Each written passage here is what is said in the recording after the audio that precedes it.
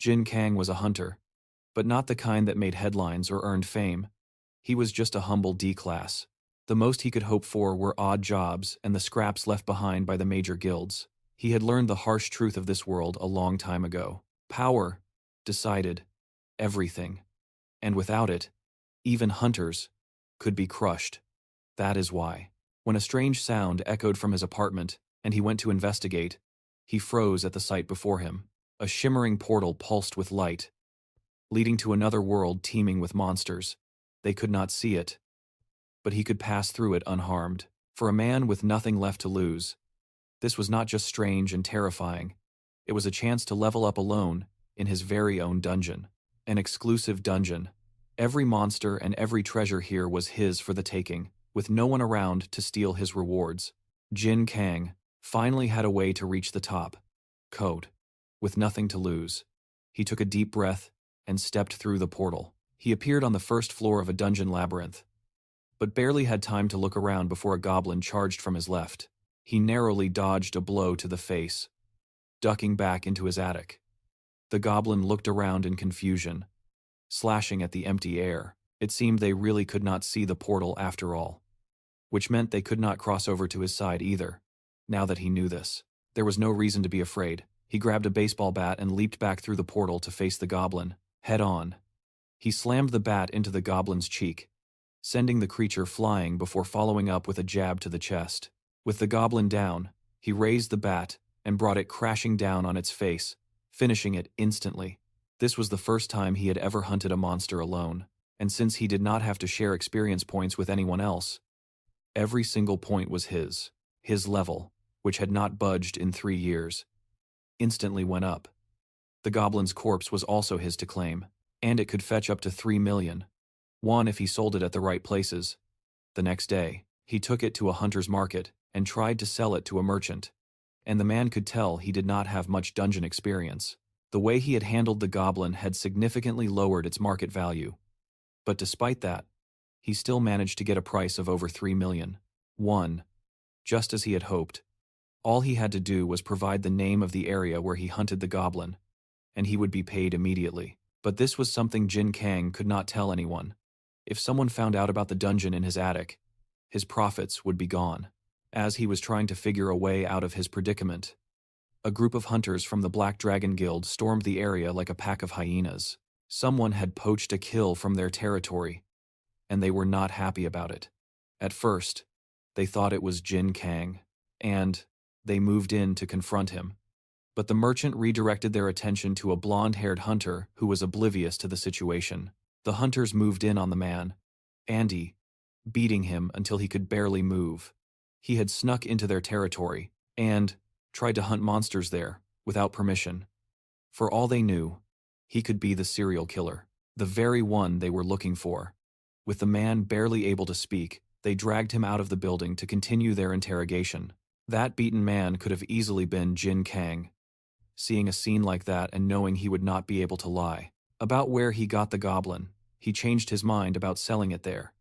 He needed to find another way to sell his loot without dealing with thugs from the major guilds, if he did not want to put his life at risk. As soon as Jin Kang got home, he decided to dive back into the dungeon and work on getting stronger. Before entering, he needs to arm himself with enough equipment to survive a journey into such a dangerous place. He equips himself with 1 teleportation stone, which will allow him to teleport out of danger and back to his apartment, as well as 1 monster tracking compass that reveals any monsters around him within a 50-meter radius. Armed with this, along with his trusty baseball bat, he enters the dungeon for a round of leveling up. He begins a killing spree, with each kill leading to a level up. True to its name, the Goblin's Labyrinth is teeming with goblins. For someone as low level as him, this was the perfect hunting ground to use to become stronger.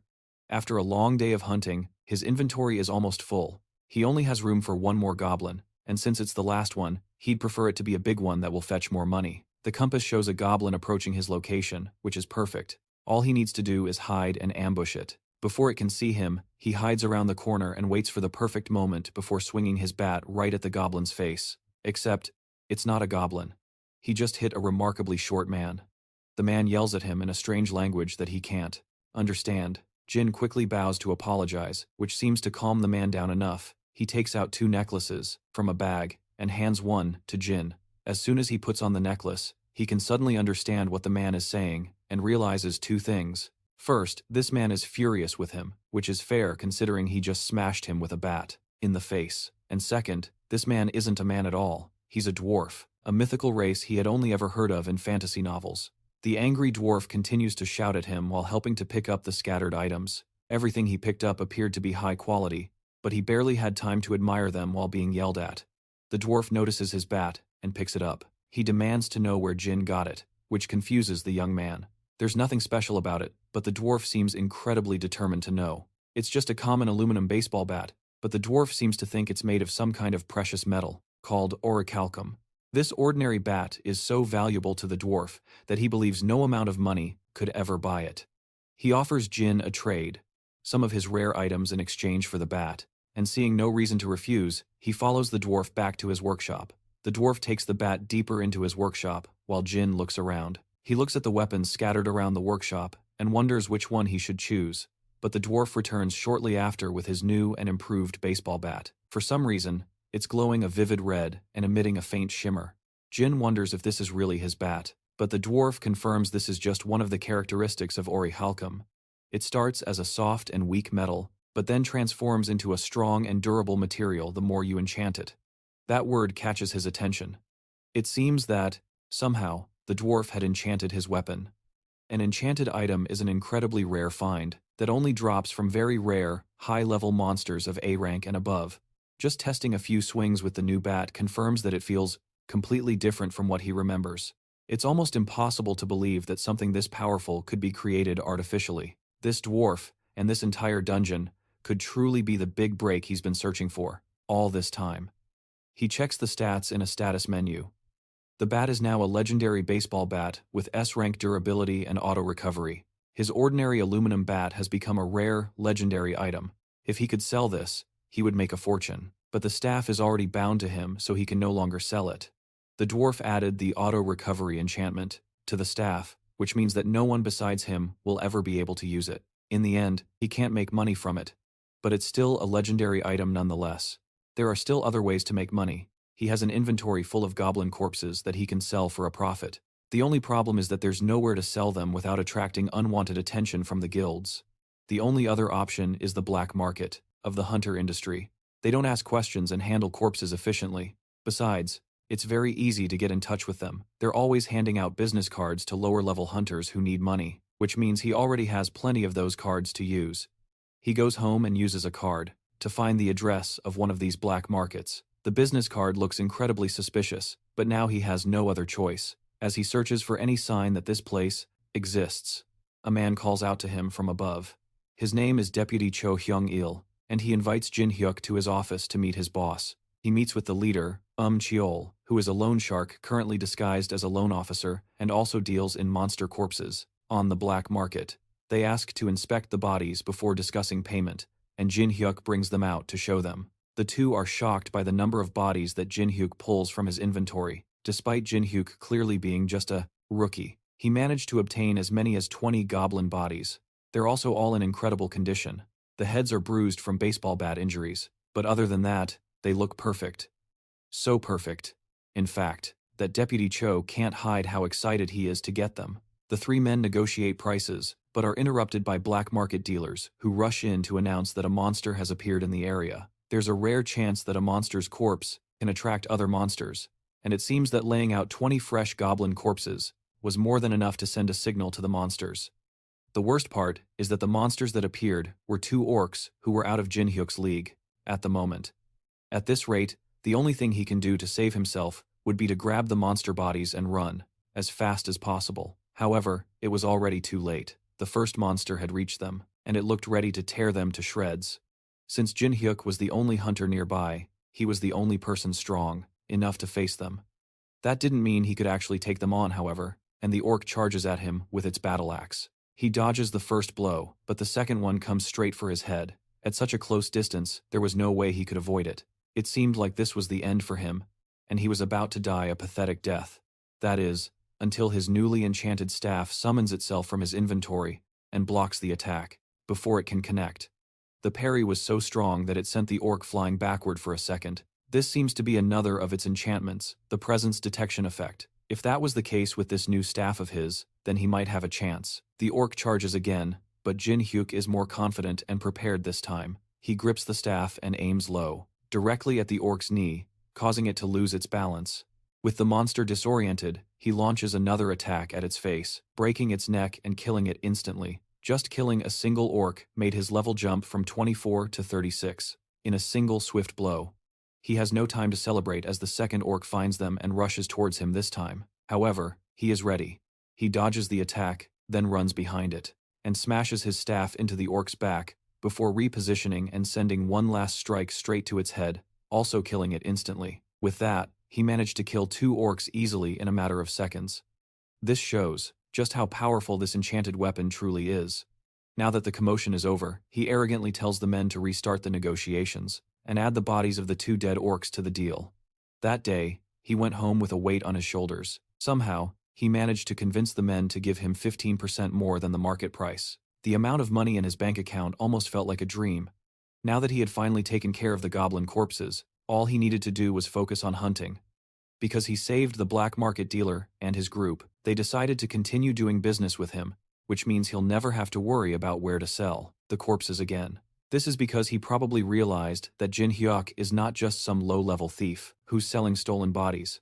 He's actually a high-level hunter, strong enough to defeat 2 orcs with little effort. But even with his enchanted staff and his newfound strength, there was no way his current gear would allow him to hunt higher-level monsters. There was only one option left for him to upgrade, and if he played his cards right, he might even get some free equipment. The next day, he bought a box full of beer cans and alcohol. For the dwarf, since he loved aluminum so much, it was like a gold mine for him. The dwarf couldn't believe that everything in the box was full of orichalcum. He tried the beer but spat it out immediately. The taste was horrible. To calm him down after another argument, Jin Hyuk had him try some soju. This one is different, and the taste is enough to satisfy the dwarf for now.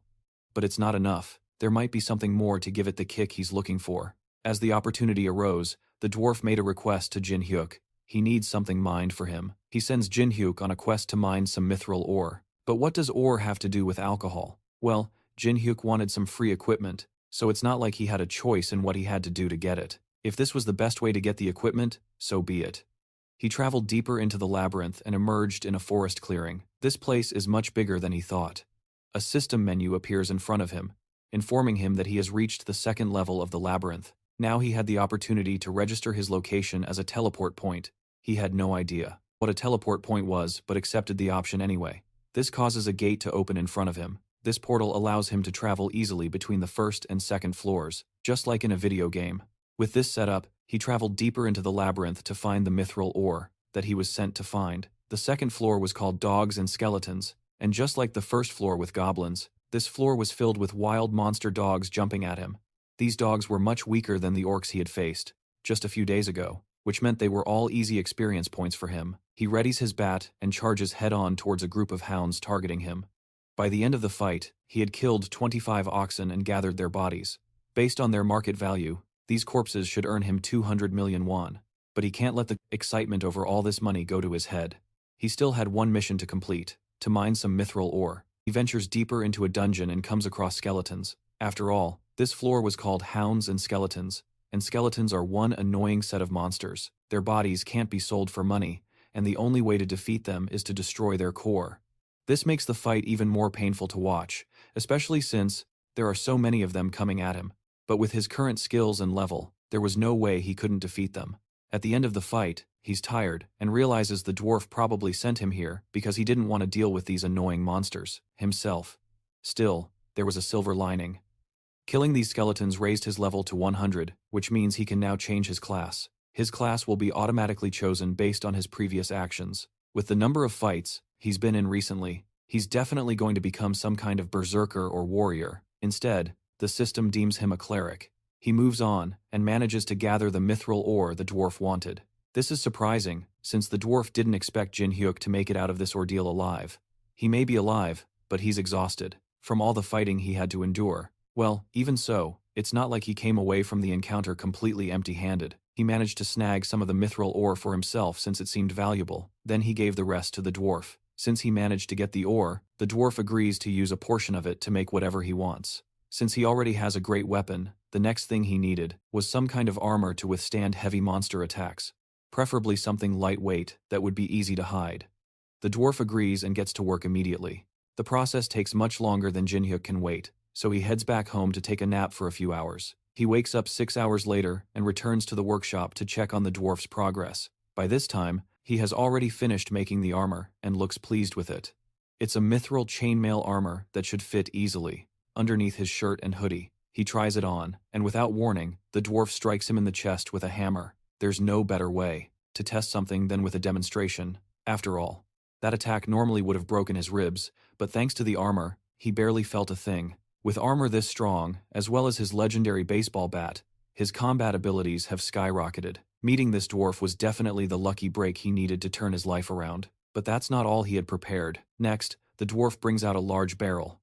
It's the soju that Jin Hyuk brought earlier. Jin Hyuk returns to his apartment and tries it for himself. The dwarf was right. Just storing the soju in a barrel made of mithril ore transformed it into a completely different drink. Something so incredible gave him a great idea. He calls the black market dealer again and promises him another deal. This time, he's selling high-quality Ellicor snake corpses. In another part of the city, the Titan Guild has just finished their training. Through some newly opened gates. They were supposed to be done, but a sudden new wave of lizardmen storms the gates. It seems to be an anomaly gate, and 3 times as many enemies pour out as they just defeated. One of the guild members suggests asking another guild, but the vice master of the guild can't let his pride get in the way and call for help. He urges his subordinates to hold their position and fight. Jin Rourke, on the other hand, is not having a difficult time at all. He just officially registered as a cleric, and on top of that was promoted from D rank to C rank. Clerics are a rare class of healers, and it's a well-known fact that the best guilds are always scouting for them. This means he can now be recruited by a major guild. Suddenly, a bloodied and battered hunter bursts through the doors looking for a cleric. Jin Rourke raises his hand and offers his services. The man leads him back to the location where members of the Titan Guild are facing off against hordes of lizardmen. He's told to stay in the back line and heal as many people as possible alongside the other clerics. He wants to help in other ways, but the guild member assures him that all he needs to do is stay back and heal them. He'll be paid accordingly once the fight is over. The presence of healers in the area is enough to support the guild members and give them a second wind to keep fighting. But the waves of enemies are just too much for them to handle. One of the other clerics suggests calling in a support guild to help clear them out faster. At this rate, they'll all be wiped out if they don't do something. Just as he's wondering what to do next, he feels a hostile presence behind him. His mace just saved him from a fatal blow. It was one of the lizard men. It had somehow slipped past all the hunters and was trying to eliminate the healers, starting with him. This means the rear guard of their defense has been broken. There are only acolytes in the back line. If these monsters get past them, they'll exterminate the guild members in an instant. With no other choice, Jin Rourke grips his mace and smashes the lizard man that attacked him, sending it flying with a single blow. He informs the other clerics that there's been a breach, and he's the only one who can stop them. They got this far thanks to a stealth technique, and now they were trying to ambush them from behind. Jin Rourke instructs the clerics to focus on healing for now and leave the lizardmen to him. It would be difficult, but he was the only one who could stop them. The other clerics are worried about him since they think he's just an ordinary healer like them. Jin Rourke, on the other hand, rushes in to face them head-on, telling them not to worry about him. He wouldn't say something like that if he wasn't at least a little confident in his abilities. Of course, even after saying all that, he was still nervous about the whole situation. But in the end, he actually managed to hold his own against the rampaging monsters. One of them manages to slip past him while his guard is down and heads straight for one of the other clerics. Jin Rourke sprints after it. He then leaps off the ground and manages to stop it from attacking the cleric just in time. His rushed attack leaves him vulnerable to a stab from behind, but thanks to the dwarven chainmail, it barely affects him. The monster is stunned that its attack didn't work, and Jin Rourke seizes the opportunity to counterattack with a swing of his mace, right to its face. Somehow he's actually holding them off all by himself. Thanks to him, they can focus on healing without worrying about surprise attacks. But that's not the only thing going their way. The lizardmen suddenly freeze. As a new fighter enters the fray, a powerful man suddenly joins in and fells one of the monsters with a single strike. This newcomer is Kaiser, the guild master of the Titan Guild. He recognizes Jin Rourke and asks if he was the one who defeated all the monsters in the area. The C-rank hunter admits that he was the one who took down the monsters, but he's more confused than anything about who this new powerhouse was. The clerics are surprised he doesn't know the S-rank hunter, Blood. He's so powerful that thanks to him being there, It seemed the battle was about to end. With no time to waste, he rushes to join his subordinates in the fight, but not before promising to properly reward Kenjin for his assistance later. It takes just one look, and it's obvious to anyone, including Kenjin, that S-rank hunters are in a league of their own. When he's around, he becomes the true monster on the battlefield. He lands right in the middle of the fray, and his presence immediately lifts everyone's spirits. Except for Andrew's, who seems annoyed that the guildmaster has shown up. There was nothing wrong with a guild member coming to provide support, but the pride of Andrew wouldn't allow him to accept it. Blood immediately takes control of the situation. He gives orders to the hunters in combat and instantly commands the attention of everyone around him. With that done, he doesn't wait for the guild members to clear the area and unleashes a powerful attack on the ground, creating a shockwave that sends all the lizardmen flying. His single blow was enough to take down many of them at once. In a matter of minutes, with Blood's help, all the monsters were easily defeated. Now that he was sure his guildmates were safe, he grabs Andrew by the coat to reprimand him. What was he thinking when he decided to risk his life and the lives of his subordinates by facing the monsters alone? He claims he only wanted to protect the guild's reputation, but Blood knows the truth is that Andrew only wanted to protect his own pride. The two have a brief stare-down until one of the guild members reminds him that he needs to dismiss the clerics who helped clear the scene. The guildmaster calms down and goes to the hunters to thank them personally, especially Henry, who is the main reason so many people made it out alive today. As a token of gratitude, he offers him the chance to join the guild immediately, without having to go through a registration process. This is something Andrew cannot accept. He quickly steps in to belittle Kenjin, calling him just a D-class who got lucky. Blood, on the other hand, doesn't hesitate to remind him that this D-class saved many lives that would have been lost if not for his stubbornness. He then forces Andrew to apologize to Kenjin, which is already a huge blow to the Vice Guild Master's pride. Even so, Kenjin respectfully declines the offer. He doesn't want to be part of any guild that allows people like Andrew to have any kind of authority. This was the final straw. Andrew lunges at him with an enhanced punch, but a defensive jab straight to the stomach is enough to stop him in his tracks. The blow is strong enough to knock Andrew out on the spot. The occasion is so remarkable that it even appeared in a news article the next day. The heads of the Titan Guild cannot stomach what happened to Andrew. Not only was he publicly shamed by a mere C rank, but he was also stripped of his authority as Vice Guild Master. They demand that the C ranker appear before them to explain himself. Blood, on the other hand, disagrees. Not only did Andrew risk the lives of several guild members because of his pride, but he also tried to attack someone who fought for their guild. That's more than enough reason for him to be demoted. This manages to silence the gathered people. With nothing more to say to the men, he dismisses them. The guildmaster's mind returns to the extraordinary C ranker he saw the other day. Before he gets any stronger, he has to get Kenjin to join his guild, no matter what. The man in question, however, is relaxing, lounging lazily in his apartment, enjoying a drink while going over his expenses. Since he had earned a lot of money from hunting, he spent more than he normally would, which brought his expenses to an absurdly high level. If he had known things would turn out this way, he would have accepted the extra payment that the Titan Guild was offering. At the end of the day, however, it doesn't matter, since he has a monster, the much better way to earn money. After some much-needed relaxation, he heads back to the dungeon to collect more monster corpses. Hunting the same old monsters is no longer enough for him. Now that he had grown stronger, he would need more powerful opponents. He pushed deeper into the second floor than he normally would, and found himself facing a small army of orcs. One of them tries to attack him from behind, but he successfully dodges the attack before countering with a strike of his own. The blow takes down the orc instantly, just as several others surround him in the hallway. Just a few days ago, he would have died on the spot, but thanks to his new gear, he manages to defeat them all with ease in the end. He counts a total of 20 orc bodies, which should earn him enough money to not worry about anything for a whole year. Since he still had plenty of energy to spare, he decides to venture a little deeper into the dungeon and ends up on the third floor, known as the Labyrinth of the Temple Guardians. At first glance, there seem to be no monsters in the area, but the sense of calm is almost immediately shattered by a massive tremor that shakes the ground. A giant hand erupts from beneath him, and he barely manages to scramble out of the way. The hand belongs to a stone golem, an artificial monster built from mana. Its attacks are too fast for him to dodge, and so powerful that even when he blocks, he's still thrown back a great distance. This leaves him with few options other than to give it his all and fight back. The golem seems incredibly strong, but it lacks the intelligence to use that strength. Jim Hill takes advantage of this and manages to strike its head, shattering it into pieces and causing the creature to fall. But it isn't long before it begins to reform itself. Jim Hill had forgotten a crucial fact about golems. They can only be defeated by completely shattering their core. Upon realizing this, he tries to dodge back and create some distance to rethink his strategy, but the monster regenerates its hand fast enough to grab him before he can escape. There weren't many ways for him to escape this trap, but then suddenly, an arrow flies out and strikes the golem in the chest. Jim Hill sees his chance and follows up with a sharp blow from his club, shattering the golem's core and defeating it once and for all. He managed to get out of that situation alive, thanks to the stranger who saved him with that arrow.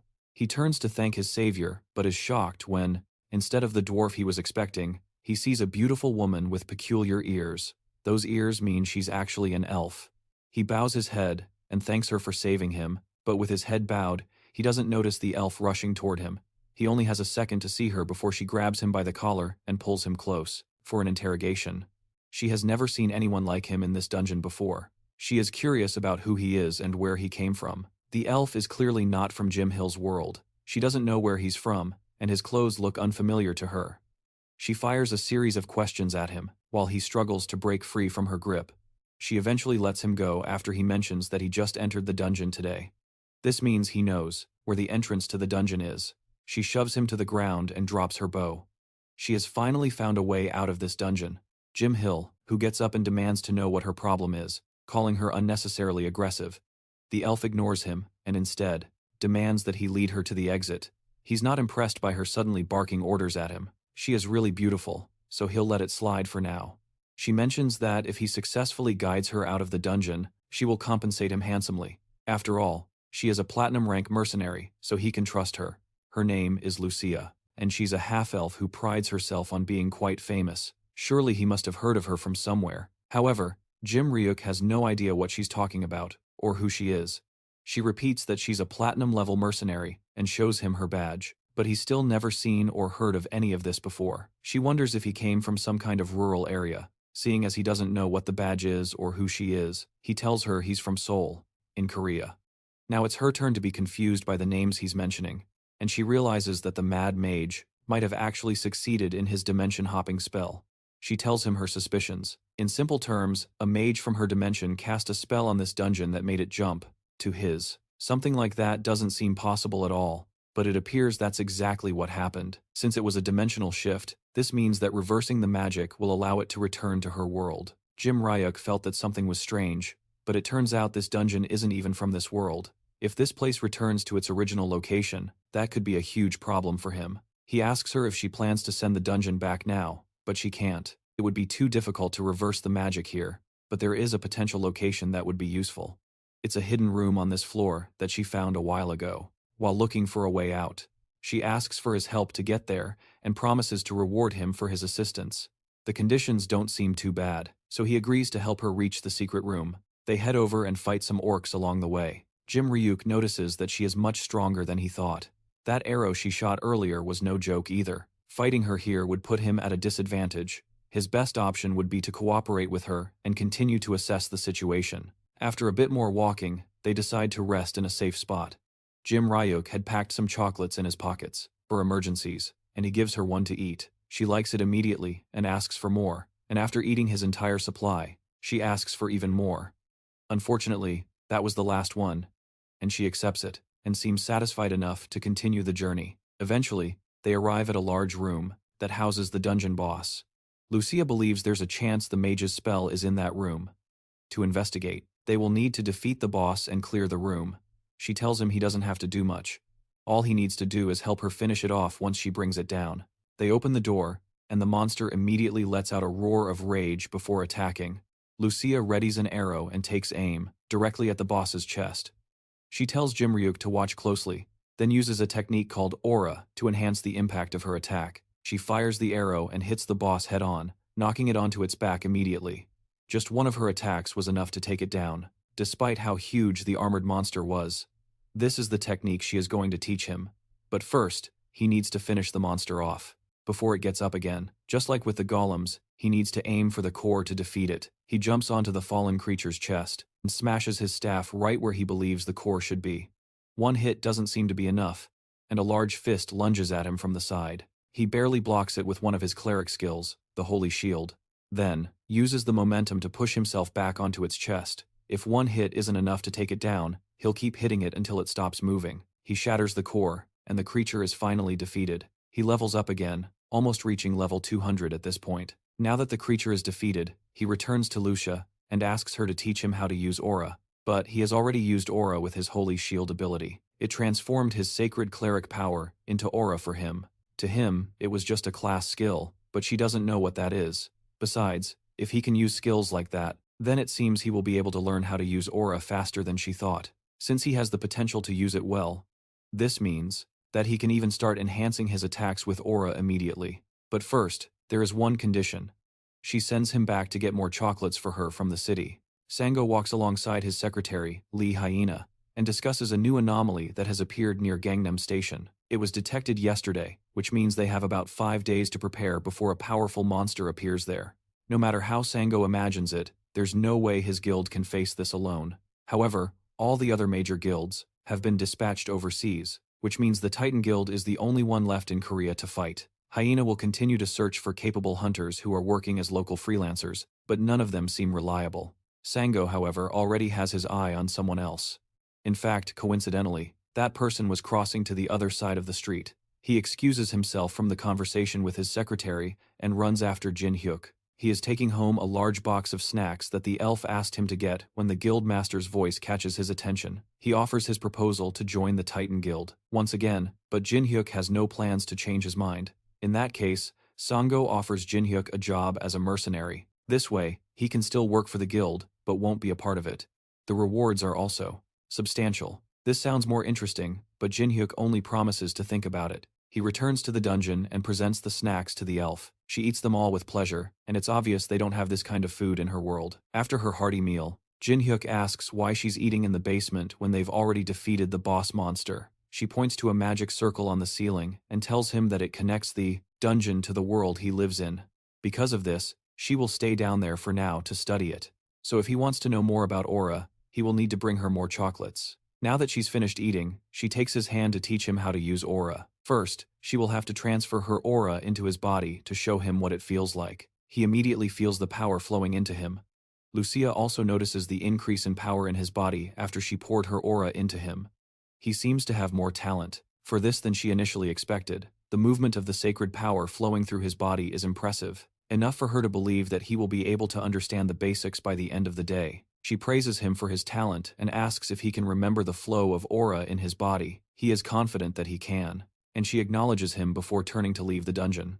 She was supposed to investigate the magic circle first, but it seems it would be faster to train him completely on how to use aura, and the best way to do that is through practical experience. She takes him to a different part of the dungeon and throws him into a horde of monsters. He fights against an army of goblins and kobolds at the same time, but he manages to hold his ground against them while also collecting their bodies. He turns to Lucia and asks why he suddenly has to fight a horde of monsters. When she told him he was going to learn how to use aura, she said this was the only way, even though she had already infused a bit of mana into his body. For him to feel it, he would have to figure out the rest on his own, and to do that, all he needed to do was get the hang of activating his aura using holy power, and there was no better way to build that instinct than in the heat of actual combat. He was more upset that she hadn't told him any of this, instead, just throwing him into the fray without any warning. As they were fighting, the ground began to tremble, and a stone golem emerged from the earth.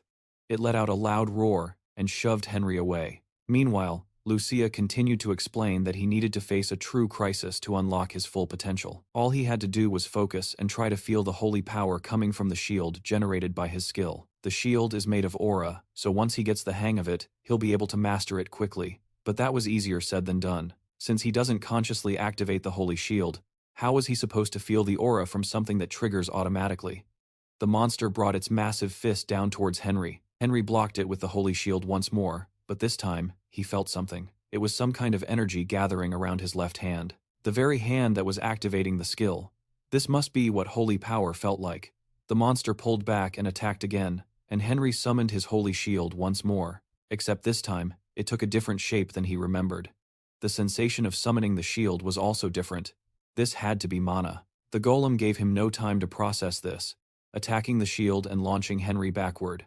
From the podium, Lucia mocked him. She had told him to get the hang of his skills, not to make foolish mistakes. but he was only doing what she had told him to do. As he braced for another attack, a status window popped up in front of him. He had acquired a new skill called Holy Power Application. This skill allowed him to use holy power and energy to enhance his attack and defense based on the amount of holy power he utilized. This meant there were ways to gain skills other than just changing his class. Lucia noticed he was distracted and decided to handle the situation herself. It seemed that facing a golem while learning aura was too much for him to handle, so she offered to take it from there. Henry, on the other hand, quickly recovered and told her to stop. Now that he understood his new powers, he should be able to handle this. He charged towards the golem and then leaped off the ground. He narrowly dodged another stone fist aimed right at him.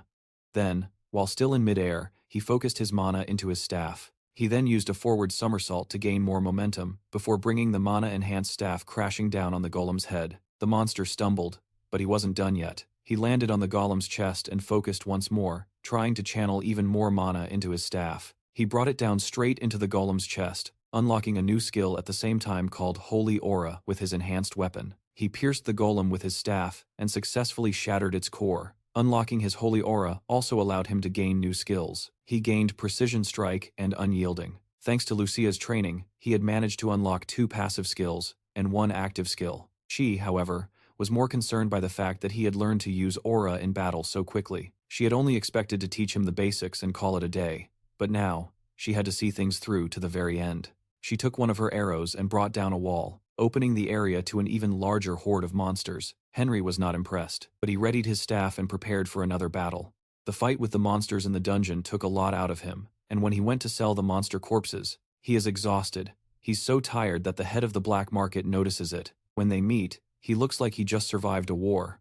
Leo decides not to ask too many questions and get straight to the point. Accepting the monster corpses, the man also mentions the spirits Leo sold him last time, which he had introduced as traditional, handcrafted soju. Ever since it hit the market, orders have been flooding in due to the drink's explosive popularity in such a short time. He could just focus on selling the spirits and never worry about money again, with enough to last a lifetime and a small business already set up. Leo heads home to rest. His training with Lucia has left him completely drained, and seconds after hitting the bed, he's fast asleep. A short time later, he's jolted awake by the sound of a disaster alert, a loud, automated voice. It urges everyone on the streets to evacuate and seek shelter. Today is the day of the monster invasion, and it seems to have arrived early this month. Monster invasions usually happen at random, but there is a specific one that occurs after a fixed 1-month period. This invasion is quite common, and normally, Leo would take this opportunity to hunt some low-level monsters and make a little extra cash. This time, however, he's far too exhausted to bother.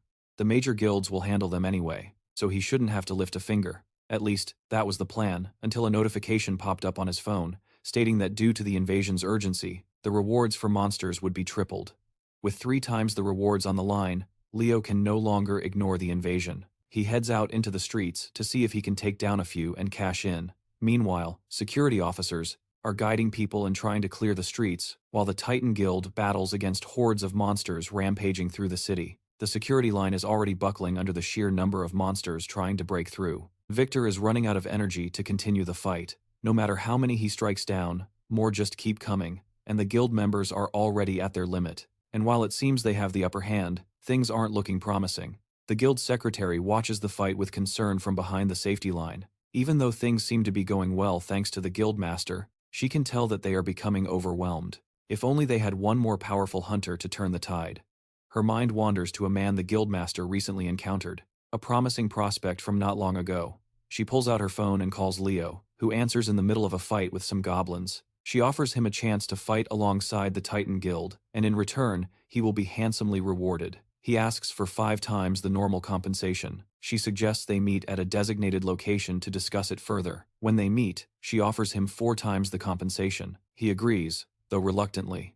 With that, she hands him a device that will record how many monsters he kills, so they can track his contribution to the guild. If he contributes more than the average fighter, he will receive everything he is asking for. Now, with a chance to showcase his skills and be properly compensated, he heads off to join the battle. Clara watches him leave reluctantly, wondering if he can truly live up to the high expectations Victor has for him. He managed to defeat Dorian once through sheer luck, but his true abilities remain a mystery. Arriving on the battlefield, he immediately goes after a rampaging ogre.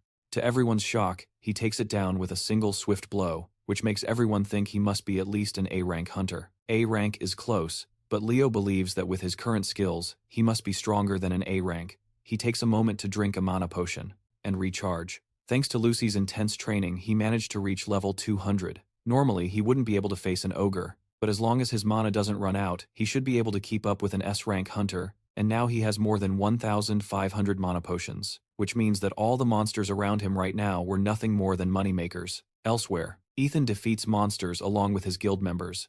He notices that the monsters are decreasing dramatically, and he turns to see a group watching someone take down monsters with ease. He checks for himself and sees the person he hates the most. In that moment, he shouts orders at the astonished hunters and tells them to stop daydreaming and get back to fighting the monsters. Why was this guy here and who invited him? Just seeing Jin Hyuk reminds him of their last encounter and how his embarrassing moment was broadcast on all the news channels.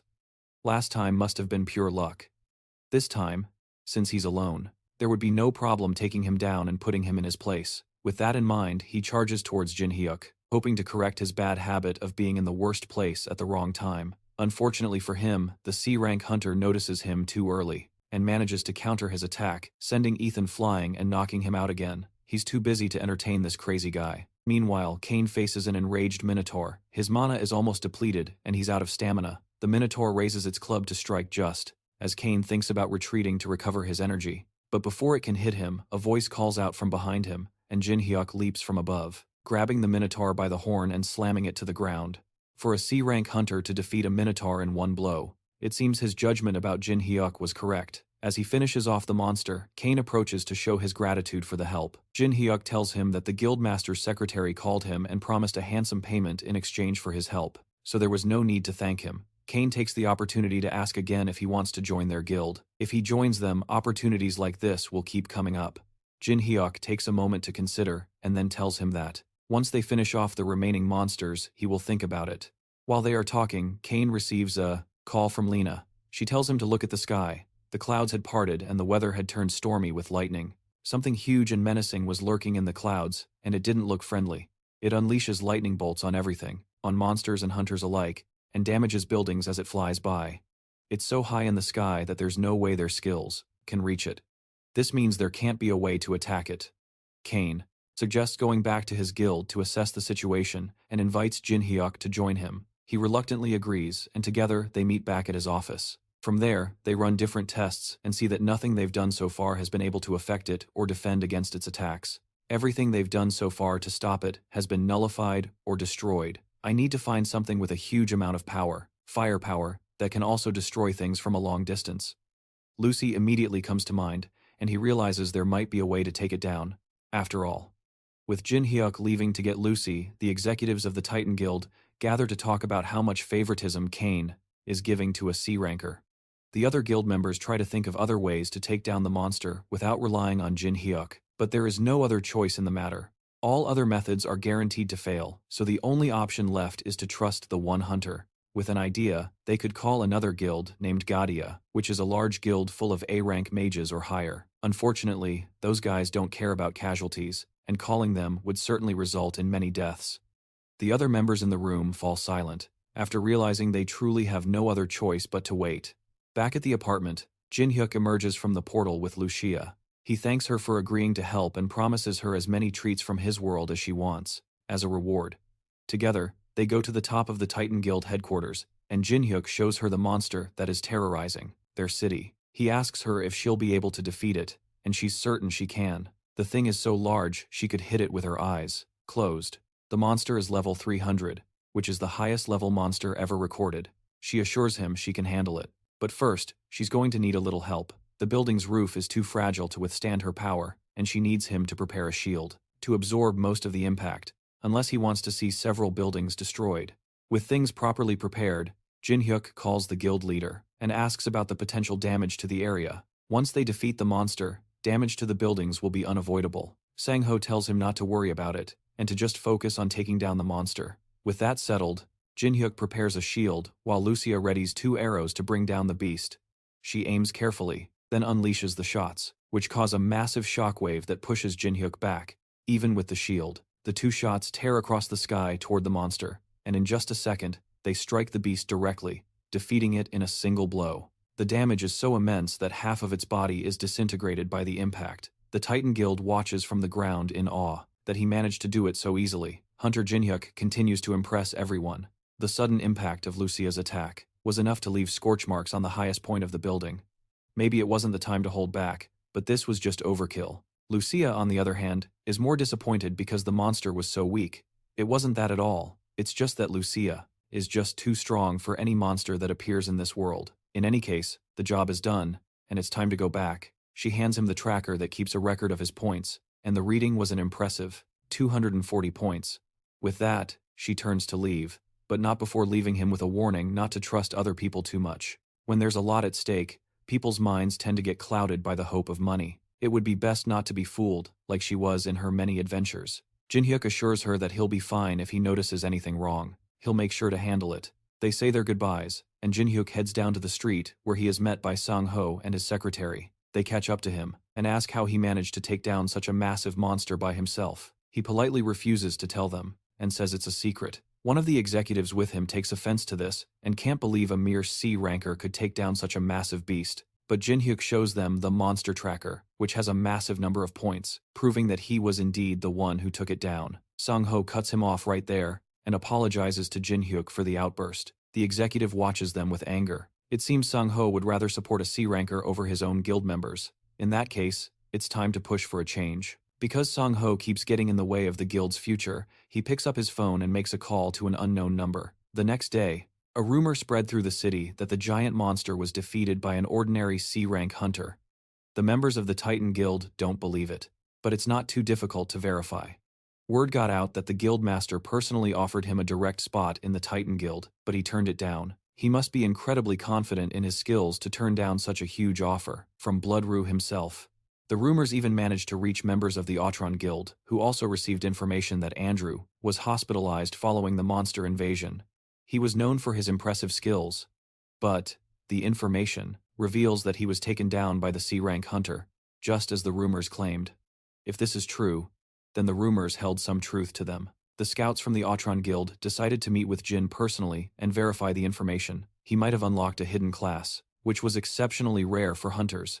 If that were the case, they would have to recruit him for their guild before another one did, or they would eliminate him. Jin, on the other hand, slept peacefully after the battle. He had used all his stamina during the fight and passed out the first chance he got. He woke up after 2 days of deep sleep. He realized this was the backlash from overusing his stamina. He walks out to the living room and discovers that Lucia had made a huge mess with all the snacks he'd bought for her. She managed to eat everything in just 2 days. She had no choice, since there was no food in the fridge, and all that was available were those snacks. She also couldn't return to the dungeon, because he hadn't opened the portal for her. This confuses Jin, since as far as he knows, he never had to open it before. It's always open. He goes to his attic to show her that the portal was open even at that very moment. This didn't make sense to her, because just a moment ago, there was nothing there. She tells him to step away from the door, then she reopens it, and sure enough, now that he has moved away, there is nothing there. Jin has no idea what's happening, since he only ever saw the dungeon open.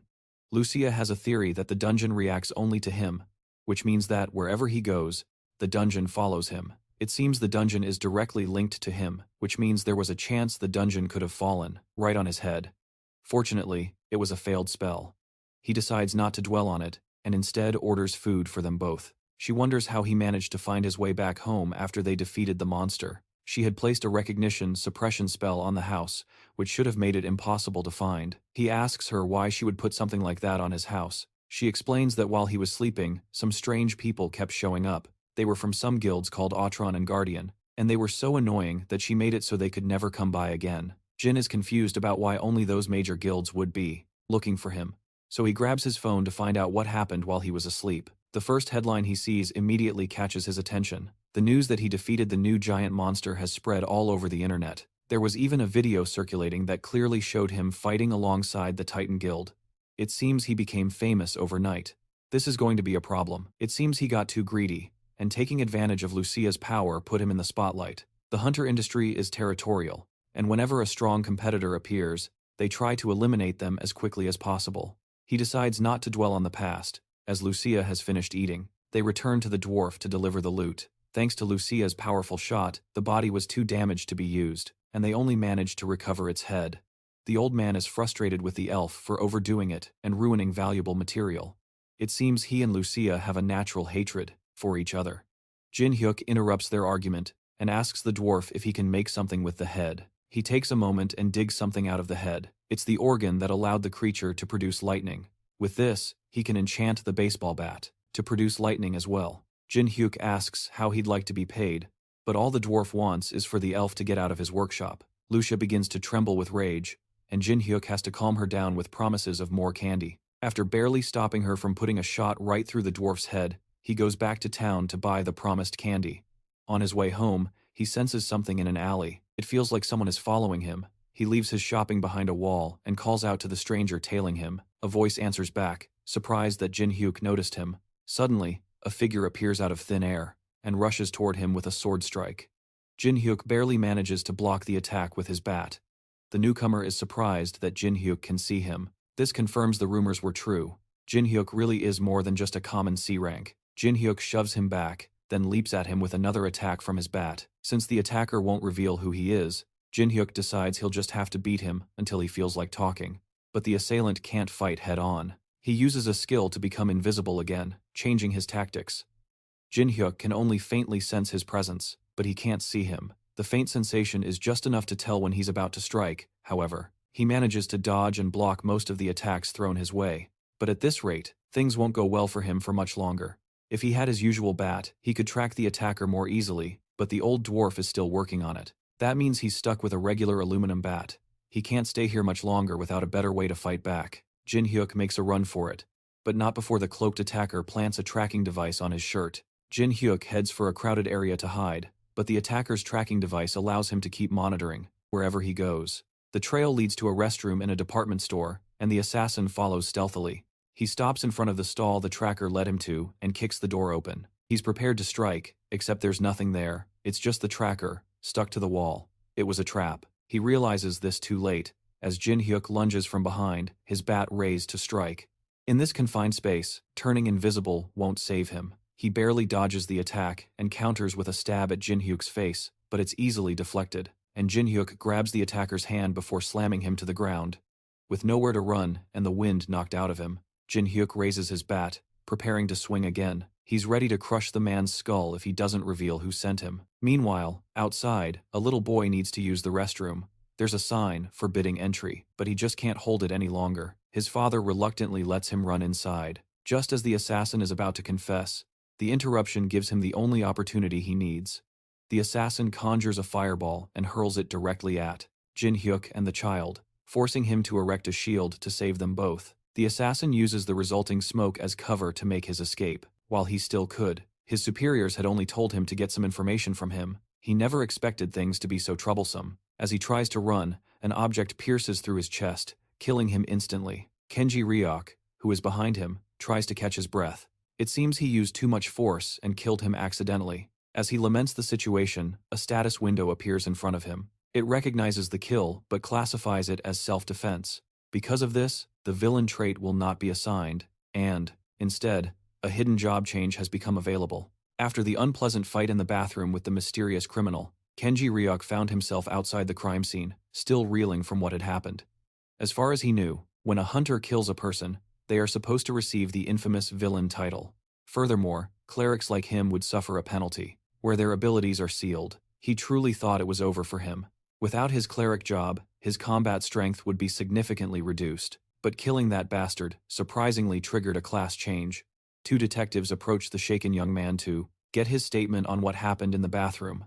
The lead detective, Jo Kyung-yoon, of the Hunter Affairs Division, showed his badge and politely requested Kenji Ryok's cooperation on the sensitive matter. They had identified the magic user who attacked the young man. Kenji Ryok told the detectives the truth. When the magic user saw himself in danger, he used magic with the intent to kill. He used fire magic, fully aware that a child would be caught in the blast. Kenji Ryok feared the child might have been hurt somehow, but the detectives assured him the boy only had minor burns. Nothing serious. The boy and his father even extended their sincere thanks to Kenji Ryok for appearing at the right time. He was simply relieved the child hadn't suffered a serious injury. The detectives acknowledged that the child remained unharmed thanks to Kenji Ryok's quick and proper response. Thanks to his valiant efforts to neutralize a criminal, there should be no issue with it being legally recognized as self-defense. He could even return home as soon as the investigation concluded. To be honest, Kenji Ryok had been expecting more trouble, but fortunately, the authorities were reasonable. Detective Joe deduced that the young man's previous actions had played a role, and the laws applied to hunters were always a bit different. But there was another reason they were being so lenient with the young man. It was the fact that he hadn't received the villain title, even after killing someone. The aforementioned title only appears when someone commits deliberate murder. It doesn't appear when the death is in self-defense. It's an open secret among hunters at this point. If Kenji Ryok could keep what he heard to himself, there would be no need to be bothered by a legal trial.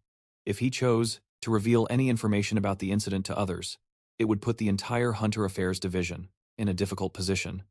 Naturally, Kenji Ryok knew to keep his mouth shut. However, from the division's perspective, trust can only go so far, and that carries certain risks. Just to be sure, Detective Joe handed the young man a recorder, just as a precaution. From now on, he would be required to keep the device on him at all times. To be blunt, it was a monitoring device that would be triggered if it picked up 3 forbidden words. As soon as it heard the words murder, villain, and self-defense, a signal would be sent to the authorities, ensuring the young man kept his mouth shut about the whole matter. As long as he didn't utter those forbidden words, there should be no problems. Detective Joe urged Jin Ryo to go home and rest to get the shock out of his system while the big guys cleaned up the whole mess. Jin Ryo thanked the detectives and went home with a dejected expression. As soon as he walked away, the detectives began to gossip about the young man rumored to be responsible for capturing the new type of monster being talked about. Even an amateur could clearly see that Jin Ryok was not a C-rank hunter. He managed to block a full-power flamestorm without taking any damage while protecting a child. The criminal was a high-level mage hunter, not someone just anyone could defeat. At this point, Jin Ryok's mysterious abilities are more than just exaggerated rumors. What the division was sure of was that Kang Jin Ryok must have power far beyond a normal C rank. The detectives could only hope he would stay out of unnecessary trouble. Finally, alone, Jin Ryok checked his new class. The Inquisitor was a secret class with no records available to the public. He had hoped to acquire something like this someday, but he never expected to get it so soon. Instead of drooling over the skill descriptions in a boring way, he preferred to test his new class in actual combat. He let a goblin get close enough to attack him. He was practicing Wisdom, which had replaced his healing capabilities, and transformed them into something called Hard Skin. With this specialized skin, the damage taken from enemy attacks would be greatly reduced. He also gained a new status resistance ability, making him less susceptible to poison, sleep stun, and many other status effects. Satisfied with this development, he raised his fist against the goblin before him. Now he understands why people use the term transformation. While the effects of his existing skills remained, they had shifted to be more self-focused. Instead of being supportive, he could no longer use Holy Aura, but gained access to the Fighting Spirit ability, making his aura more suitable for combat. Facing goblins with his bare hands became much easier. As for his Holy Shield ability, it was replaced by the Defense Charge skill, allowing him to charge forward with unstoppable momentum and an impenetrable defense.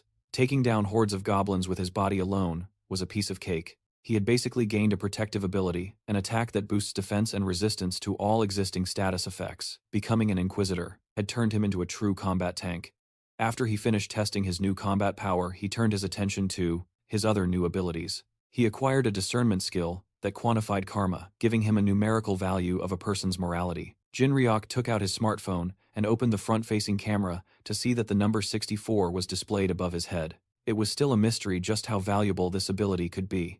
He had no point of reference for what constituted a high karma level, so he was unsure if 64 was good or bad. In addition, he acquired another skill tied to the karma value, the judgment ability. Through this new ability, facing an enemy with a high karma value would increase his stats and grant additional effects.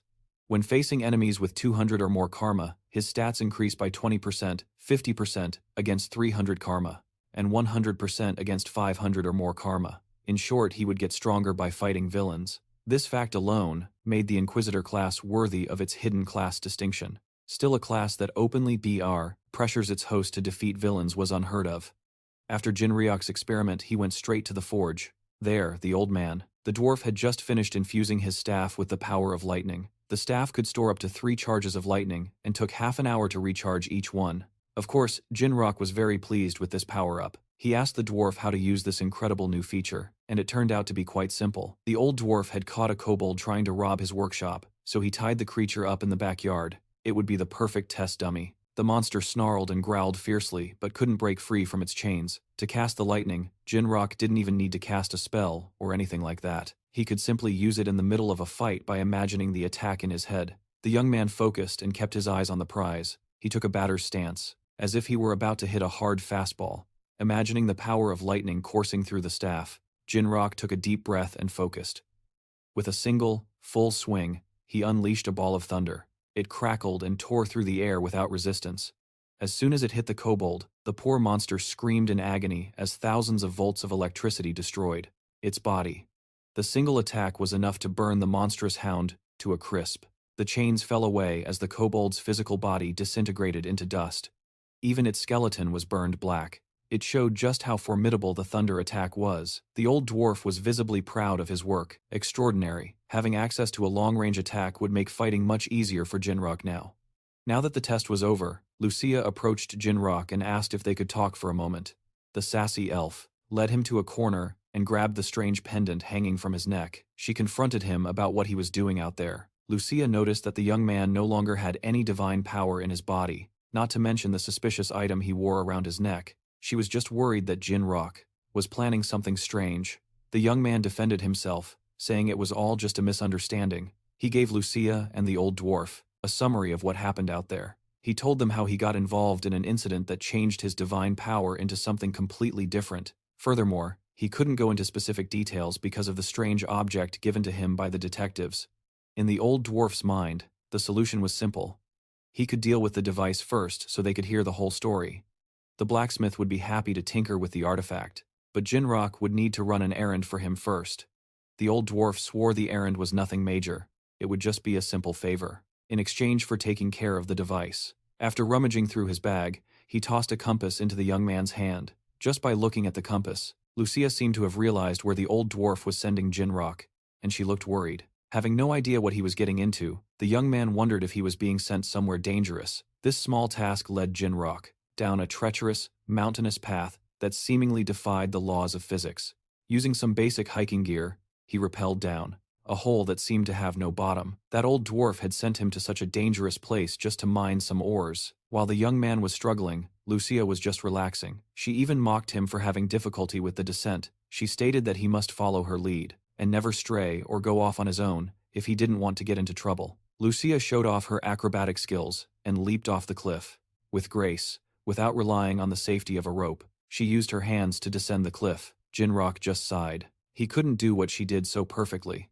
Lucia mocked him for being afraid. From her point of view, he was just limiting himself and being scared, for no reason at all. Without wasting any more time, the elf nonchalantly dove into the bottomless pit. While gravity did the heavy lifting, Jinhyuk considered that she might be right. Perhaps he was being too cowardly and should just trust in his enhanced abilities, so the young man let go of his apprehensive grip on the rope and followed Lucia into a freefall. Maybe he should experiment with his own body, just this once. Upon reaching the bottom of the descent, he used his hands and legs to stop his fall. Landing without a hint of injury next to Lucia, Jinhyuk finally realized he was no longer a normal human. The elf already knew he had the capabilities of a superhuman. He was just limiting himself. With old fears taking a break in the middle of the mission, they sat on a steep cliff and talked about what really happened out there. Lucia was worried that removing the device could cause problems for Jinhyuk, but the old dwarf said there would be no issue, so there must be a way that blacksmith can be a bit grumpy sometimes. But he is really talented and reliable. Even Lucia, who hated the old dwarf's guts, admitted that the old man is trustworthy when it comes to things like this. She is very curious about the karma values that came with Jinhyuk's new class. She asked what her karma level was, and Jinhyuk replied that she had 82, the highest among the three. Jinhyuk is at 64, and the old dwarf had 72 considering the hard life Lucia has led so far. Her karma being the highest didn't surprise her. She had to do whatever she could to survive. After all, even so, the difference between her and Jinhyuk was only 20 points, and he has only killed one person so far. Lucia, on the other hand, had lost count a long time ago, thinking about it in the world she used to live in. There were saints who could distinguish good from evil with just a glance. Jinhyuk stated that he was far from being a saint, and she agreed. She was just saying that the ability to assess evil exists in other worlds as well. Anyway, Lucia wasn't very interested in looking for a mine for that old man. She was more interested in analyzing in depth the young man's new abilities. When asked why she was so interested in Jinhyuk's skills, she playfully replied that she simply finds him amusing, as staying in an abandoned dungeon won't give them a solid understanding of karma values. Lucia proposed that they go out to do some experiments. Jinhyuk feels bad about interrupting the old dwarf's mission, but he also wants to better understand his new abilities first and foremost. As Lucia said, staying in a dungeon with just the two of them wouldn't deepen his understanding, so he took something out of his pockets. Although he felt a bit guilty about the old man, he brought a return stone to instantly go back to a location predetermined that he had set in the outside world. Upon crushing the stone with his fingers, a dimensional rift opened right where the two of them were. Lucia was surprised for a moment before being swallowed by the portal. Surprisingly, doing this increased Jinhyuk's karma. A few minutes later, the pair found themselves in the middle of a bustling city street. Lucia grabbed a drink while Jinhyuk was worried that his camouflage magic wasn't helping to divert their attention. She had already told him that she hid her original appearance, using magic to blend in with the crowd, but her illusion of wearing human clothes only made them stand out even more. Everyone around couldn't take their eyes off the beautiful woman sitting with Jinhyuk. Lucia playfully insisted that she couldn't hide her beauty, so the disguise didn't help much. As much as Jinhyuk wanted to disagree, he couldn't. Lucia might be the most beautiful woman he had ever seen. Enough of the useless chatter. Lucia wanted to summarize what they know about karma values so far. To put it simply, doing bad things accumulates karma. For example, Jinhyuk's karma value increased by 1 point, due to his failure to keep his promise to the old dwarf, and besides hurting others, karma can increase through other unpleasant deeds. On the other hand, if the harm is consensual, like in a self-defense situation, karma values do not increase. They still don't have a benchmark for what constitutes high or low karma, but if it's above 200 points, a person is recognized as a villain, and killing someone with a karma value over 200 won't penalize you. It would be considered self-defense instead of murder. The authorities no longer consider them human, and since not even Lucia and the dwarf reached 100 points, you have to be pretty evil to surpass 200. Jinhyuk had been observing people all day, and he hadn't even seen a common pedestrian with more than 50 karma points. They were probably wasting their time in a relatively quiet public place. They needed to go to a rougher area to see some truly high-scoring individuals. Fortunately, a place where such people gathered was easily accessible through the city's red light district. Lucia was fascinated by the bright lights on the streets at night. She asked if people weren't afraid of being seen by monsters, or something like that. Jinhyuk patiently explained that unlike in her world, monsters don't normally roam the earth. As an elf, she found the air in the red light district horrible.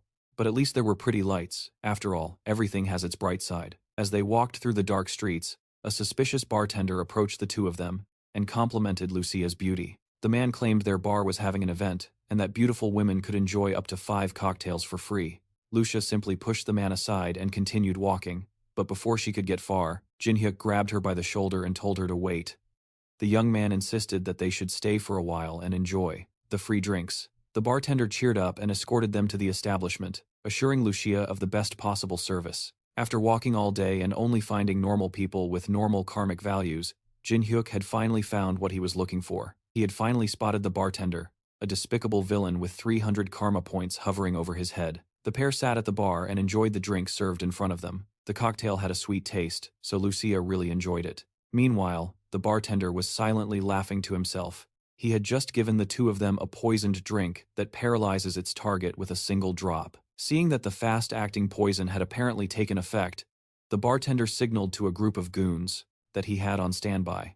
The goons intended to deal with Jinhyuk first, but as they approached, the young man asked if they were sure about that plan. Due to the activation of his status effect resistance skill, the poison in the liquor was useless against him. Jinhyuk quickly spun around and landed a surprising blow on one of the thug's chins. The young man smiled at the fact that he could finally stretch his legs against these amateurs. He pulled back and prepared another punch that hit 2 goons at once, a true 2-for-1, if you will.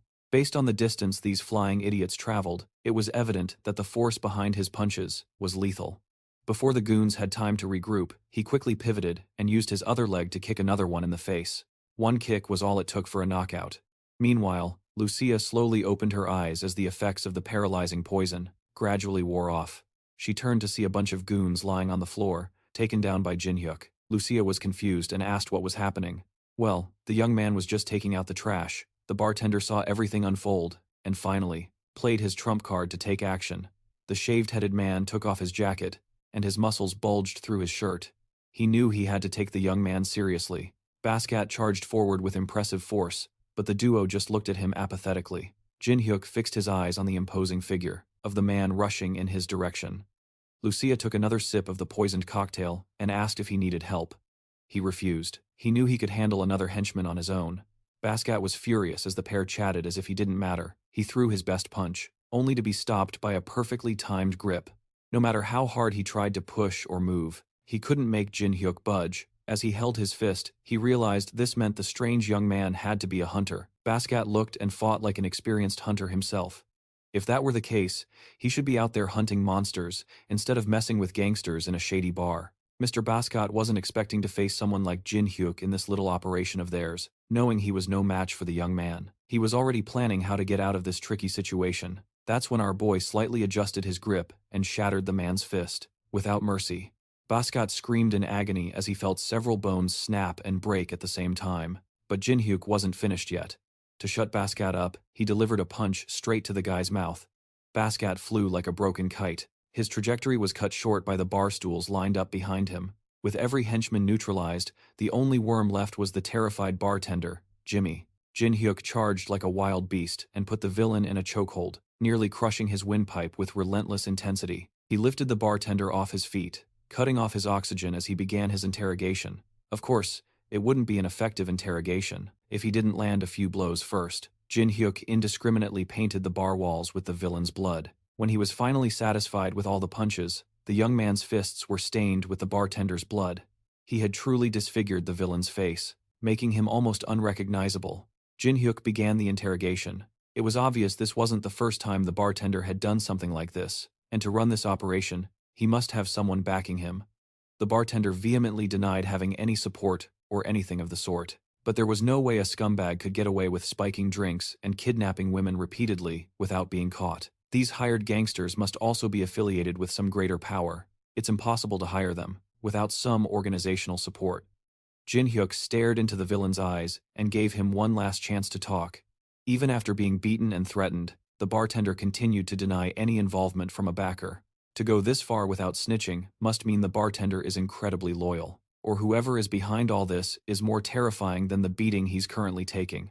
To find out the truth, Jin Hyuk had no choice but to get even more aggressive. He grabbed one of the bartender's feet and started to pull. Confused and afraid, the villain began to squirm and scream. Jin Hyuk insisted he was just helping the guy find the motivation to talk by any means necessary. The bartender tried to play tough and claimed that violence wouldn't make him talk, but the young man disagreed. Before, Jin Hyuk could do something even more horrific. Lucia intervened and told him to get out of the way and stop his barbaric and complicated methods. She manifested a mysterious power in her hand and slowly brought it to the bartender's face. The villain went from scared and confused to relaxed and at ease, although still ugly. As soon as Lucia's mysterious power entered the bartender's system, a few seconds of silence passed. Suddenly, his face twisted into demonic insanity, and he began to ask the duo if they were sent by an organization called Autron. He madly insisted that no matter what stunts Autron pulls now, it is too late. Whatever Lucia did to this guy turned him into a babbling idiot. Well, she only meant to facilitate the bartender's confession. She never expected him to go insane and spill everything. Raving like a madman, the bartender continued that Autron was insignificant because his tyrant guild would slaughter every single one of its enemies. And just like that, the duo found the power behind this horrific operation, the Tyrant Guild. It seems this situation is bigger than Jimmy Rock initially thought. He asked the crazed bartender what made him confident that the Tyrant Guild would be able to slaughter its enemies. The drooling bastard simply replied that they had the elixir of Allen. This answer only confused the young man further. He had no idea what the bartender was talking about. A few minutes later, the police arrived to investigate the incident, while Jimmy Rock and Lucia made their exit. They had unexpectedly discovered a massive conspiracy that goes all the way to the top, with a major guild secretly in command. Lucia explained that the elixir of Allen is a drug that doubles the user's stats. To make it, countless young women are needed as sacrifices. She never thought that a guild on Earth would be capable of creating something so sinister. She couldn't believe a bunch of madmen were actually trying to create the drug. The elixir of Allen existed in her world as well. They called it the Tear of the Queen. One of Lucia's close friends was sacrificed as fertilizer for that elixir when they were younger. Years later, right after reaching the platinum rank, Lucia went on a furious rampage and personally, destroyed the organization behind the drug's production. This explains why she had a dark expression on her face since they left the bar. The question now is, what are they going to do next? Since the bartender revealed the elixir was nearly complete, they just had to take down the Tyrant Guild before its completion. In the same bar, right after the police left the scene, a man dressed all in black reported what had happened to his superiors. He wore a mask and glasses that covered half of his face. Based on his own investigation, the incident at the bar was not an internal dispute. What is strange is that the perpetrators only killed the bartender and left. This bizarre method would not be used by another guild or someone on their side. The masked man's next task was to find out who interrupted their operation as soon as possible. He was confident that he could deliver the culprits quickly. Let's focus on our friends from the Titan Guild for the moment. The top brass is on a business trip abroad. According to the competent Secretary Lyriana, the results of their trip to Hong Kong were excellent. If their performance in the first half continues to improve like this, they will be able to consider recruiting 15% more members for the guild. The guild was thriving, but the leader of the Titan Guild, Sango, was not feeling very well at the moment. He was worried about the news of the elixir of Alan, just as he had expected. Lyriana had never heard of such a thing. The association has been trying very hard to hide its existence from the world.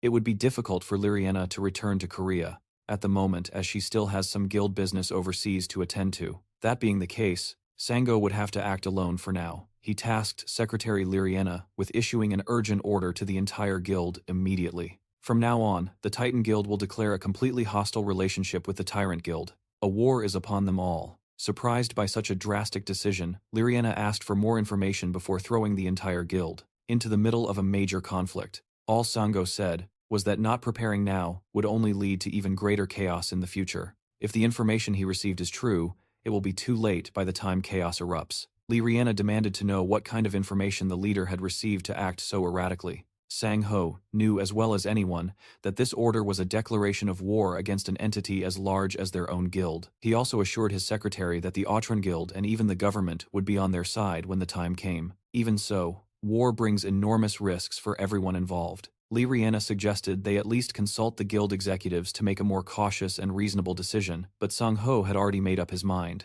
His thoughts had never been clearer, and he had no time for pointless meetings. Just by looking into his eyes, Lyriana knew the leader had already decided on this matter. Sang-ho is usually the cautious type, but he's making such a decisive choice. He understands that she's feeling some reservations about acting blindly without much information available. For now, Sang-ho needs Lyriana to trust his decision and declare the order confidentially within the guild. While they conduct discreet investigations, the official declaration of war can come later. As for the internal investigations, Sang-ho already had a few people he wanted more information on. What prompted this sudden change in Sang-ho, you ask? Obviously, it was a single text message from Jin Hyuk about Tyrant's plan to create a sinister drug through human sacrifice. Lucia was just relaxing at Jin Hyuk's house, eating his sweets and complaining to the young man about his plans. She was happy to know there were some trustworthy and sensible people in this world like Sang-ho. If no one agreed to join forces and destroy the Tyrant Guild, she would have handled the matter herself. It was a good thing that the method to create the elixir of Alan was undoubtedly inhumane. Jin Hyuk asked when the elf would return to the dungeon instead of emptying his pantry all day, but she refused to go back to the boring dungeon and missed the attack on a villainous guild. She figured the Tyrant Guild must not be ordinary hunters if they were crazy enough to create something so sinister. Even Jin Hyuk had to admit that he couldn't handle such a large organization on his own, at least not yet. Lucia officially offered her help to take down those scoundrels together. Jin Hyuk thanked her for the offer, even though he didn't need it. Suddenly, someone started knocking on the door and calling out the name of King Jin Hyuk. He wasn't expecting anyone, so this was a complete surprise. Maybe it was just a delivery, or maybe it was something more. Perhaps it was the masked man sent to investigate what happened at the bar. He had a magical compass that could track people through their blood.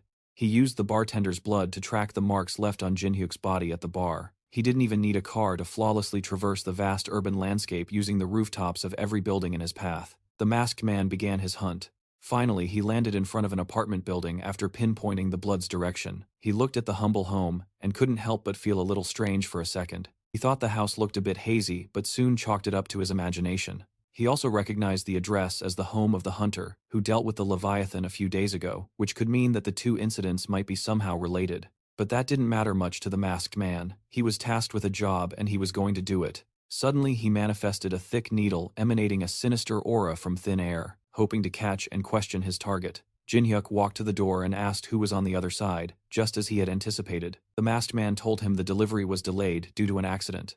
The young man was no fool. There was no way a delivery would arrive this late at night.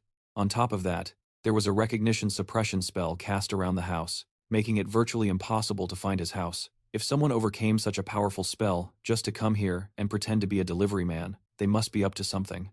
With that realization, Jin Hyuk warily opened his door as the masked man forced his way in, a sinister needle in his hand. He was expecting some dirty tactics, so it wasn't difficult for Jin Hyuk to catch the villain's hand as it aimed for him. He asked with a smirk if deliveries come with complimentary poison darts nowadays. The masked man was supposed to be the one attacking, but he was the one caught completely off guard. Lucia intervened, firing an arrow from her bow while hastily telling Jin Hyuk to get out of the way. The speed of the arrow was unmatched. It was virtually impossible to dodge at such a short distance. As it pierced the villain's body, the force of the shot sent the masked man flying out of the second-story window. He was bleeding heavily. As the arrow dug deeper into his flesh and organs, Lucia knocked another arrow and told Jin Hyuk to get out of the way, intending to finish the scoundrel off. Jin Hyuk waved her off and insisted on handling the problem himself, since the masked man had to be after him, because of what happened at the bar. Lucia warned that the attacker was no ordinary man, seeing as he managed to survive one of her arrows, while the masked man tried to remove the arrow. He trembled, wondering who that woman was who had brought him to such a critical state in just one attack. He finally managed to pull out the arrowhead, bleeding all over the pavement. Every cell in his body was telling him to retreat for the time being. When Jin Hyuk tried to catch up, the masked man was already making a run for it, parkouring across the neighboring rooftops even while injured. Lucia asked if the young man wanted to give chase, but Jin Hyuk thought it was too much of a hassle. The scoundrel would come after him again anyway. They could settle this another time. The most important thing was the masked man's karma value. He had over 900 on his head, which meant he killed as if it were nothing. Jin Hyuk was eager to face a true villain, so this opportunity was perfect. He was even thinking of using the masked man in some way. The next day arrived, and Jin Hyuk and Lucia were escorted by a guild car up to the mountains. The driver stopped and pointed to the remote investigation site. They were brought here on the personal instructions of the guild leader, Sang Ho. But it's no secret that there are still many people in the Titan Guild who dislike Jin Hyuk. Looking at the troops gathered at the foot of the investigation site, the young man assessed that half of them were A-rank or higher hunters. A truly elite group. As for the man in command, it was the idiot who tried to pick a fight with Jin Hyuk that one time.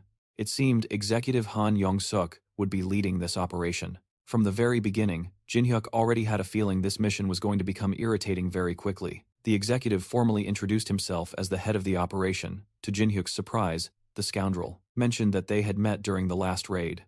The young man remarked on the executive's change in personality, as he seemed much friendlier and kinder today, compared to before. Yong-suk cleared his throat and offered an awkward apology for his behavior last time. He just got a little too passionate in his efforts for the guild. Therefore, he wanted to take this opportunity to apologize for their first meeting, hoping it would not affect today's operation. Jong-suk also asked who the woman Jin Hyuk had brought was. The young man introduced Lucia as a skilled colleague, who wouldn't be a hindrance to the mission. There was no mention of any additional personnel, so the executive was a bit shaken, but before he could protest, the reconnaissance team they had sent ahead had returned, and Young-suk excused himself for a moment to hear his scout's report. Of course, the idiot might have apologized superficially, but he was still looking down on Jin Hyuk and Lucia, thinking they were just C-rank newbies, no matter how strong they were. Anyway, this four-eyed idiot has his own agenda in this mission. After all, Lucia immediately noticed the executive's deceitful nature and consulted Jin Hyuk if they should just let the guy lead. He assured her they would be fine. More importantly, someone had been following them since earlier. Both Lucia and Jin Hyuk had noticed their not-so-disguised pursuer a long time ago. The young man chose to leave this pursuer alone, since they could use him elsewhere later. Before the raid began, Jin Hyuk handed Lucia a glowing magic crystal.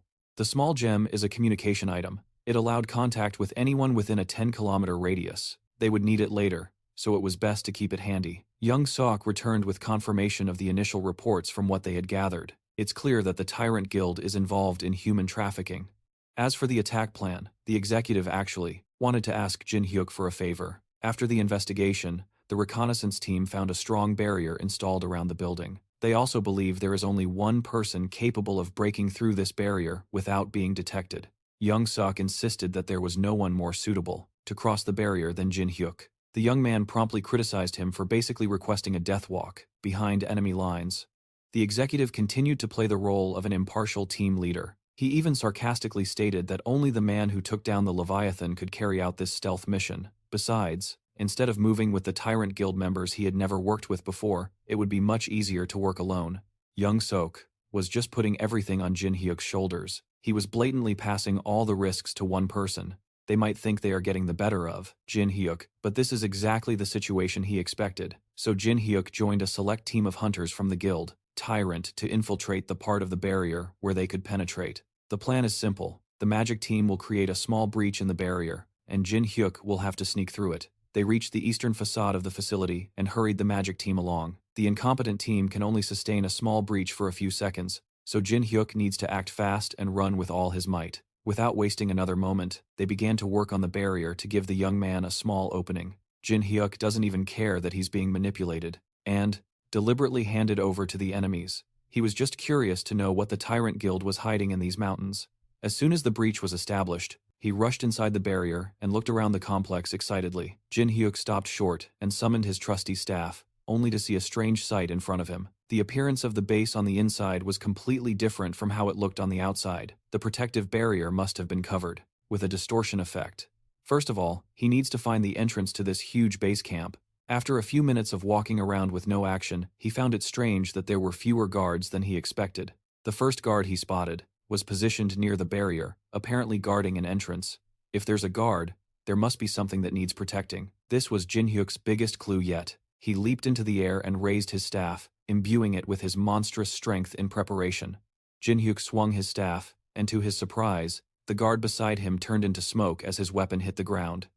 It was an illusion, not a real person. He thought he could knock out a guard to capture and interrogate him to open the door, but now it was up to him alone to figure out how to do it. To his surprise, this supposedly secure facility had automatic doors like a supermarket. The defenses were ridiculously lax, and it didn't even look like they had any security cameras installed. They must think the women they've abducted have no chance of escaping. In any case, just to make sure he wouldn't be tricked, Jin Hyuk had brought one insurance policy. From his inventory, he took out an electromagnetic pulse generator made from materials of electric-type monsters and threw it casually onto the ground. With that, any nearby communication or security devices would be disabled. That's why he left a magic communication crystal with Lucia. As soon as the electromagnetic pulse took effect, Jin Hyuk planned his next steps. With the entire complex off the grid, it was time to begin his mission for real. From a distance, the masked man continued to watch Jin Hyuk closely. He was starting to put the pieces together of the young man's involvement with the incident at the bar and the Titan Guild, just like everyone else. The masked man seems to have his own hidden agenda too, and Jin Hyuk plays a crucial role in making sure everything goes according to plan. As a result of the EMP, Jin Hyuk triggered. One of the idle guards at the facility saw his game get interrupted when his phone died. The guard blamed the poor reception inside for messing up his playtime. By the time he finally realized something was wrong, a red staff was already smashing violently into the side of his face. Jin Hyuk hadn't even swung it. He had actually thrown his weapon, jabbing that bastard with the blunt end of his baseball bat. After making sure the guard was out of commission, he used auto-recovery to call his bat back to him. Jin Hyuk had finally found someone of flesh and blood to beat. The guard's blood splattered onto a nearby wall as he collapsed onto the smooth concrete floor with a thud. This guy he just took out wasn't a hunter. He was just a regular guy, but he had an 800 gold bounty on his head. This place was undoubtedly full of human trash, vile and inhuman. Now, Jin Hyuk could eliminate everyone involved in this operation without hesitation. Upon entering the locked gate, he was met with a long corridor of prison cells. This must be the place where they had been keeping all the kidnapped women. The living conditions in each cell were abysmal. They were chained up like animals, waiting their turn to be used as fertilizer for that damned elixir. Jin Hyuk's thoughts were interrupted by a man's voice asking who he was. One of the cells in this prison row was different from the others. Instead of a woman, a man was imprisoned in one of them. Jin Hyuk also recognized the uniform the man was wearing. It was the uniform of the Tyrant Guild. The prisoner warned the young man to run before it was too late, because everyone in this facility had already gone insane. Outside, the despicable team leader glanced at his watch, timing Jin Hyuk's infiltration. It had been a while since the young man went in, and everything was still quiet. Perhaps it was time for the main force to move in too. Young Suk ordered his men to advance and remain on standby near the facility, ready to move in if anything unusual happened. As soon as he gave the signal, the Titans swarmed forward like a pack of flies in their black jackets. Lucia just stood there, motionless and unconcerned. Yongsuk couldn't understand what her problem was. Finally, the four-eyed bastard joined his men to stand aside, while Jin Hyuk did all the work inside. Lucia wondered if it was time for her to do her part as well. Before the mission began, Jin Hyuk had sworn to handle the situation inside the building, alone. Her job was to keep a close watch on the Titans outside. They still don't know what Yongsuk might try to do, so Lucia has to be vigilant. The young man warned her not to get too involved, but that was never her style. Back in the facility, the prisoner introduced himself as Young Dae-un. Jin Hyuk asked the guy why a member of the guild, tyrant, like him, would be in such a pitiful state. Dae-un confessed that he was imprisoned for trying to kill Alan himself. Now they are just keeping him alive, because of his expertise and illusion skills. That distortion effect on the protective barrier and the guard, fake must be his handiwork. Jin Hyuk was curious why this guy would try to discard his guild's research. It was actually simple. Dae-un simply couldn't stand seeing his colleagues throw women to monsters, as bait. He reached his limit and tried to take down Alan once and for all, only to be caught and imprisoned. Jin Hyuk was pleasantly surprised to see a reasonable member of the Tyrant Guild like this guy. Even his karma score was low, only 62. The young man formally invited Dae-un to work together and destroy this damn facility. Meanwhile, the goon assigned to monitor the control room was fast asleep, in his comfortable office chair. Finally waking up, he realized he must have dozed off on the job again. He always gets sleepy around this time, so it was nothing new, and nothing ever happened in this place, so it was fine. Instead of waking up to live feeds from the entire facility, he woke up to black screens. He looked around to understand what was happening, but with no success. In a panic, he tried to restart the system. But the problem was that the power source had been fried by Jin Hyuk's MP. All electronic devices, including smartphones, were out of commission. The entire computer system is down, and he slept through it all. The control room guy is running for Employee of the Month. Right outside the command center, some of the Tyrant boys were playing cards to pass the time. They were having a pretty good time until the control room guy started screaming about an emergency. The Tyrant boys were alarmed, and worst of all, their game was interrupted. The control room guy informed everyone that the entire system was completely offline. To make matters worse, all the women had disappeared from their prison cells. They have an intruder who has plunged the entire place into chaos. The team leader split his forces in two. Team 1 would go to the Allen production room, while Team 2 would search for the intruder and the women. As for the idiot who let this happen, the control room guy was tasked with finding a way to contact headquarters, no matter the cost. Every prison cell was opened, freeing the kidnapped women. Now, they are heading towards the nearest exit, fighting for their lives. Dae-un knew the layout of the facility, so he led everyone through the ideal path. They got so close, and yet so far, as the Tyrant boys caught up to their escape trail. With the fleeing women found, the Tyrant boys began to move in. The first responder immediately recognized Dae-un as he guided the girls to the exit. The true hero let the women pass and stayed behind to buy more time for them to escape. Tyrant number 1 grew very anxious and charged forward alone, threatening to kill Dae-un once and for all as the punch landed. Dae-un reminded his old comrades of his specialty, illusion. Tyrant number 1 could barely contain his rage for falling for such a simple trick. While Team 2 was trying to reach Dae-un and the girls, Team 1 was suffering a much more painful fate. Each of them had brought a measly knife to a baseball bat fight with Jin Hyuk. He quickly dealt with the team assigned to protect Elon's production room. He used his superior technique and footwork to make these fighters look like fools. The young man moved from one to the next, smashing each of their heads with a single blow for every scoundrel. Jin Hyuk finished off the last guy without even breaking a sweat.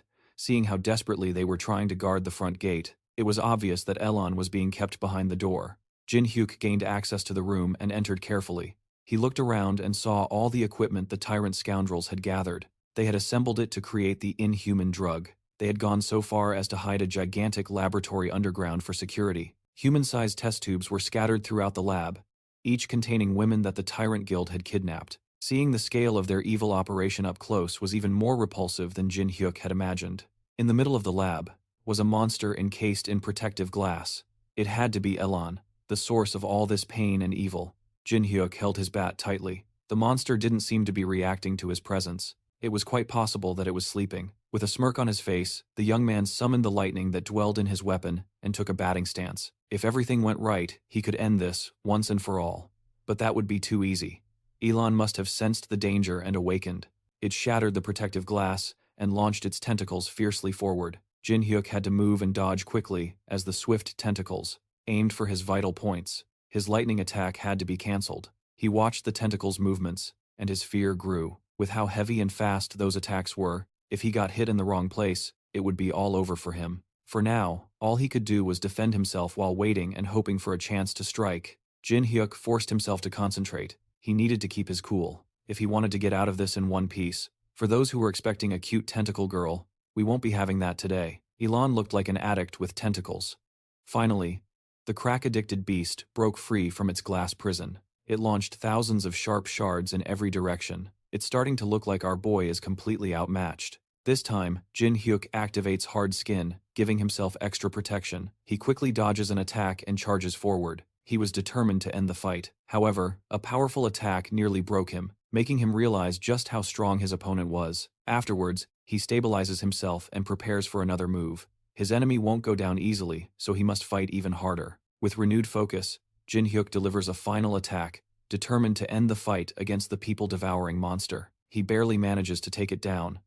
As he looks around, he notices a strange item, All-Round's magic stone. Examining it closely, he realizes it can't be appraised. But based on its size and shape, it looks like a magic stone. Deciding to get answers later, he plans to ask the dwarf uncle about it. Jin Hyuk wonders if he should check what's happening outside. He contacts Lucia, asking if she can hear him clearly, and asks how things are on her end. He wants to know if the girls managed to escape safely, and Lucia responds, explaining that a man and the girls have come down the mountain. However, their pursuers are all dressed alike, which seems suspicious. Lucia listens as he clarifies that the man was once captured for betraying the tyrant but seems trustworthy. They decided to work together, and now he is our ally. Jin Hyuk reassures her, confirming they are on the same side. Now that the situation is clearer, Lucia asks about something more important, checking if the Raon has been dealt with. After this, Jin Hyuk assures her that the Raon was properly taken care of, and that he also secured the magic stone. Henry Kang, still focused on the situation outside, wonders about those who are chasing the girls. Lucia explains that these people have been in combat for some time now. As soon as those in white clothes appeared, the Titan group immediately rushed to fight them. However, something about the battle seems unusual. She notes that the ones in white consumed something, and afterward, their appearance changed.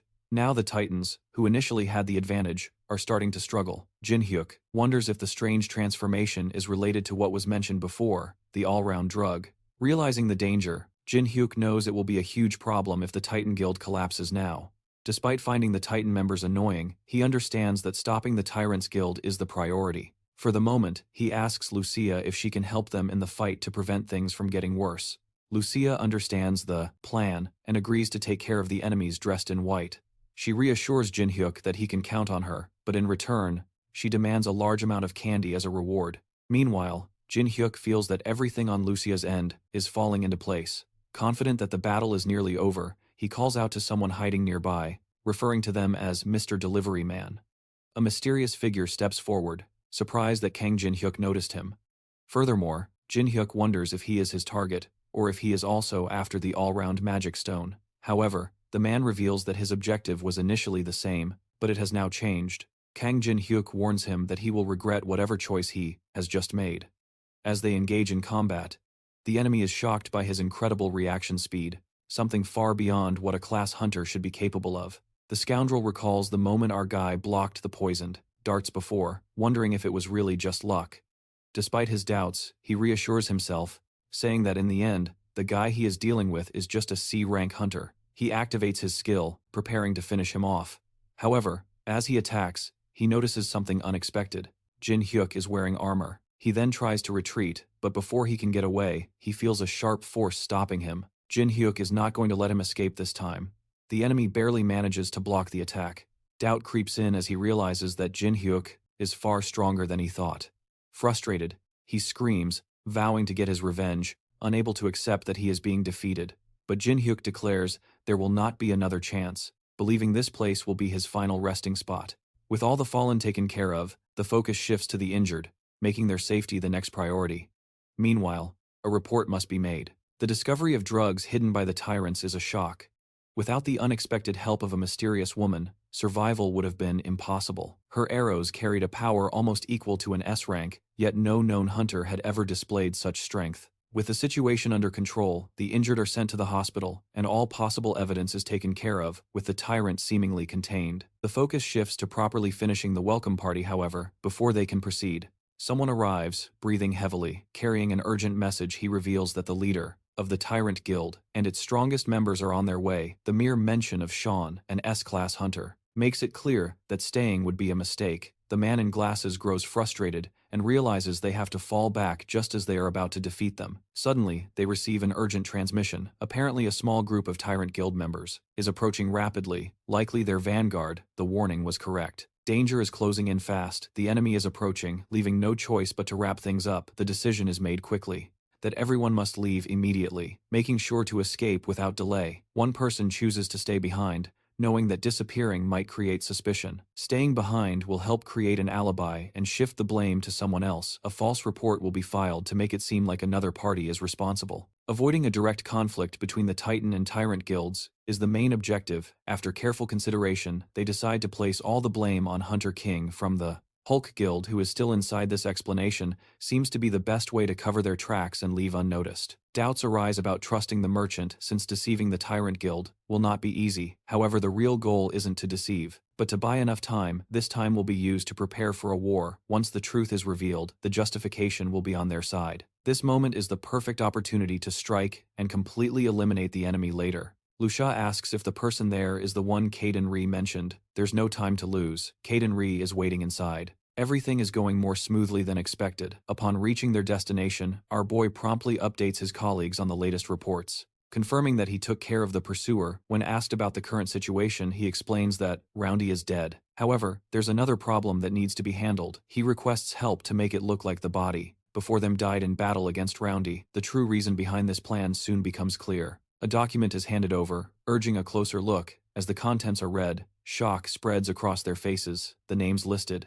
belong to recent victims of a series of brutal murders. If the information is accurate, then the implications are terrifying. The infamous Great Guild Killer has always targeted major guilds. This presents an opportunity that, if the blame is placed on him, no one will suspect anything else. Caden Ree shares his plan, asking Julian if he can pull it off. Julian agrees, acknowledging that the idea is brilliant. Lucia, still uncertain about the full picture, seeks reassurance that this plan won't bring any unwanted consequences after.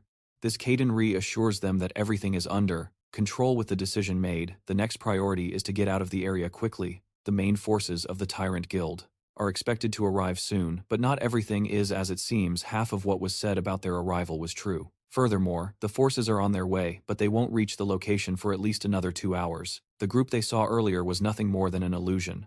One of them praises and thanks Jin Hyuk for his rescue efforts that saved so many people. However, there's no need for thanks. The real battle is just beginning. Besides, the Tyrant Guild has suffered a major setback, and when the news spreads, other guilds won't remain silent. Afterwards, Jin Hyuk is eager to see how the Tyrant Guild collapses. The fall of the Tyrant Guild seems closer than ever. Their hidden crimes are far worse than anyone expected, making it necessary to involve higher authorities. To avoid being caught directly in a guild war, the information must be sent anonymously to the Hunters Association, the police, the government, and the media. Some fear that revealing everything will only benefit other guilds, but protecting innocent people matters more than gaining a short-term advantage. Soon, the shocking truth spreads everywhere. A powerful hunter guild has been secretly creating monsters and using humans as food. The public is horrified, and the authorities declare it a serious crime, promising a full investigation. Major guilds come forward, offering their full cooperation to uncover the extent of these crimes. However, the Tyrant Guild refuses to cooperate with any part of this investigation. Next, we cut to young Sok, who is freaking out after seeing everything go viral. As if on cue, the master of the Titan Guild, Seo Sung-ho, contacts him, and the hothead starts berating the Titan Guild's master for leaking all this information to the public. His frustration is evident because after all their efforts, another guild is being treated as the hero for exposing the truth. Keeping the information hidden would have allowed the Tyrant Guild to retaliate before anyone could unite against them. Han Young-sok argues that successfully recruiting an S-class hunter would have guaranteed victory over the Tyrant Guild. On the other hand, Seo Sang-ho remains doubtful, pointing out that even with such a powerful ally, defeating the Tyrant Guild's master would never be a sure thing. The debate over the guild war continues. Han Young-sok thinks they can take over the Tyrant Guild without worrying about the damage. Furthermore, So Sang-ho argues that innocent people could suffer, making it too dangerous. Afterwards, Han Young-sok is questioned about his true intentions. A guild's duty is to protect, not just gain more power. He insists he only wanted what was best. Furthermore, he feels that the guild leader always ignores his ideas. He believes that the Titan Guild has no future under its current leadership and is heading for ruin.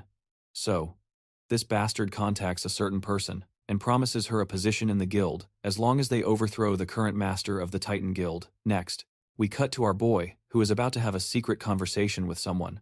The meeting place seems strange for a secret discussion, but Jung Dae-eun arrives as planned. Kang Jin-hyuk greets him, noting that he seems more confident. The plan appears to be going well, and the lies prepared earlier have made things easier within the group.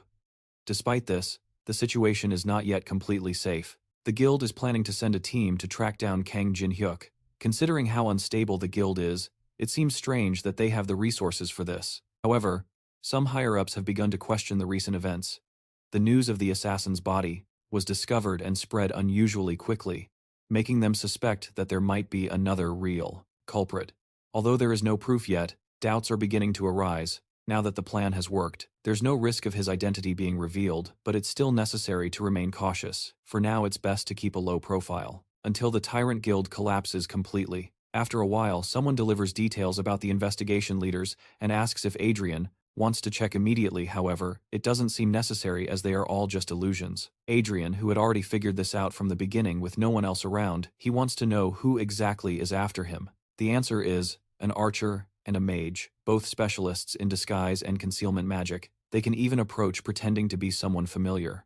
After confirming the details, there's more information. The person mentions something called a monster counter. Adrian remembers it was used when he helped the Titan Guild previously, but this version seems different. It turns out it's an advanced model, improving on the original device. After analyzing the all-round incident, the association has developed a system to monitor hunters. Every hunter starting with his guild will be required to use it, placing everyone under the association's supervision. Even hunting in dungeons might become difficult. If Adrian plans to take the pill to become stronger, he must act quickly before the monitoring system is fully implemented. If his strength increases after the system is in place, the association will notice. And even the Tyrant Guild might start to suspect him. To avoid unnecessary attention, he needs to complete this process as quickly as possible.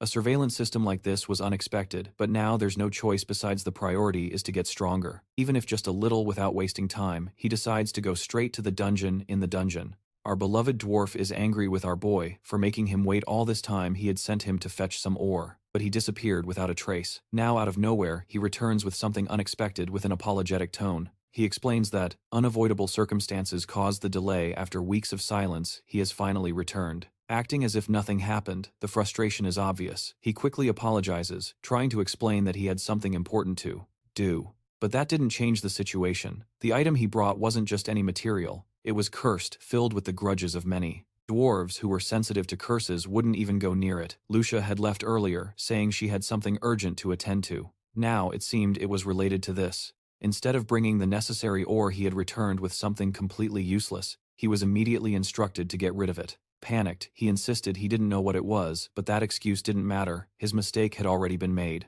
Even so, throwing it away seemed like a waste. There had to be another use for it, so there was only one option left. Besides, Lucia's words from before suddenly made sense. She had hinted that our dwarf wouldn't be able to handle the things our boy brought. Now, it was clear why she had said that there was a place below the cliff. That he had visited a place known as the Dragon's Temple. A key was given with instructions to unlock the temple and remove the curse from the ore. If successful, a weapon even stronger than his current one would be made in return. There was curiosity about whether the key would actually open the temple. The answer was yes. But a serious warning followed, that this place is no ordinary temple. It was far more dangerous than any dungeon faced before. Entering unprepared would be too risky. The decision was made to leave for now. No matter how far they've traveled, safety is more important. Kaden Jin watches Lucia speed ahead, realizing just how fast she is. While he contemplates the next challenge, only potions and scrolls come to mind. But he feels this may not be enough. Before he can ask Lucia for advice, he notices his food supply vanishing and catches her. She's eating what should have lasted a month. Before he can react, a call interrupts him from Secretary Reina of the Titan Guild. She urgently asks for his help, mentioning the guild master, Samuel. Her desperate tone leaves him, wondering what could have happened. Kaden Jin rushes to the scene after hearing the urgency in Reina's voice. He finds Samuel in critical condition, covered in blood and barely holding on. Reina desperately tries to reassure him as Caden Jin quickly moves to provide first aid. Knowing there's no time to waste, he pours a potion over the wound, alleviating some of the damage. Though the worst seems to be over, he needs answers. Looking at the injured man and the shaken secretary, he wonders what exactly happened to lead to this brutal attack. Samuel struggles to speak. He explains that it was a trap set by his own clan members after he returned home. He attended a clan event, expecting a normal meeting. However, something felt off when he noticed that only Hansen's faction was present, and before he could react, it was already too late. The drinks had been poisoned. His body weakened rapidly, but he fought with every ounce of his strength to escape. He barely made it out alive, collapsing from his injuries. Caden Jin listens intently. Even with poison in his system, ordinary guild members shouldn't have been strong enough to subdue Samuel. He wonders what else could have happened. Before he can ask, Samuel shudders in pain. Furthermore, Samuel's condition worsens as the wounds healed by the potion begin to reopen. The poison from the party must be far stronger than expected. Caden Jin quickly realizes they need to act fast. He asks if anyone knows the exact type of poison used and if an antidote exists. Reina hesitates, explaining that standard hunter antidotes won't work in this situation.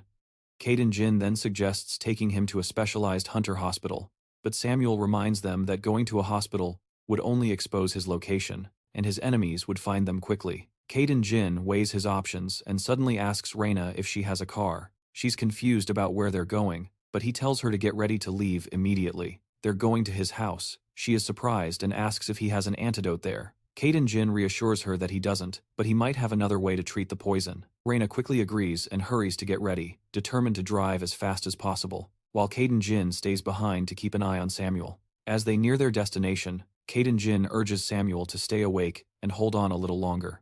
Suddenly, Reina notices something troubling. She wonders if Caden Jin has seen the car tailing them, and he quickly glances back. He realizes it's the same vehicle they saw earlier in front of the house. Reina confirms his suspicion they're being followed. Caden Jin knows he can't go straight home now. While being tailed and with no other choice, he decides to change plans.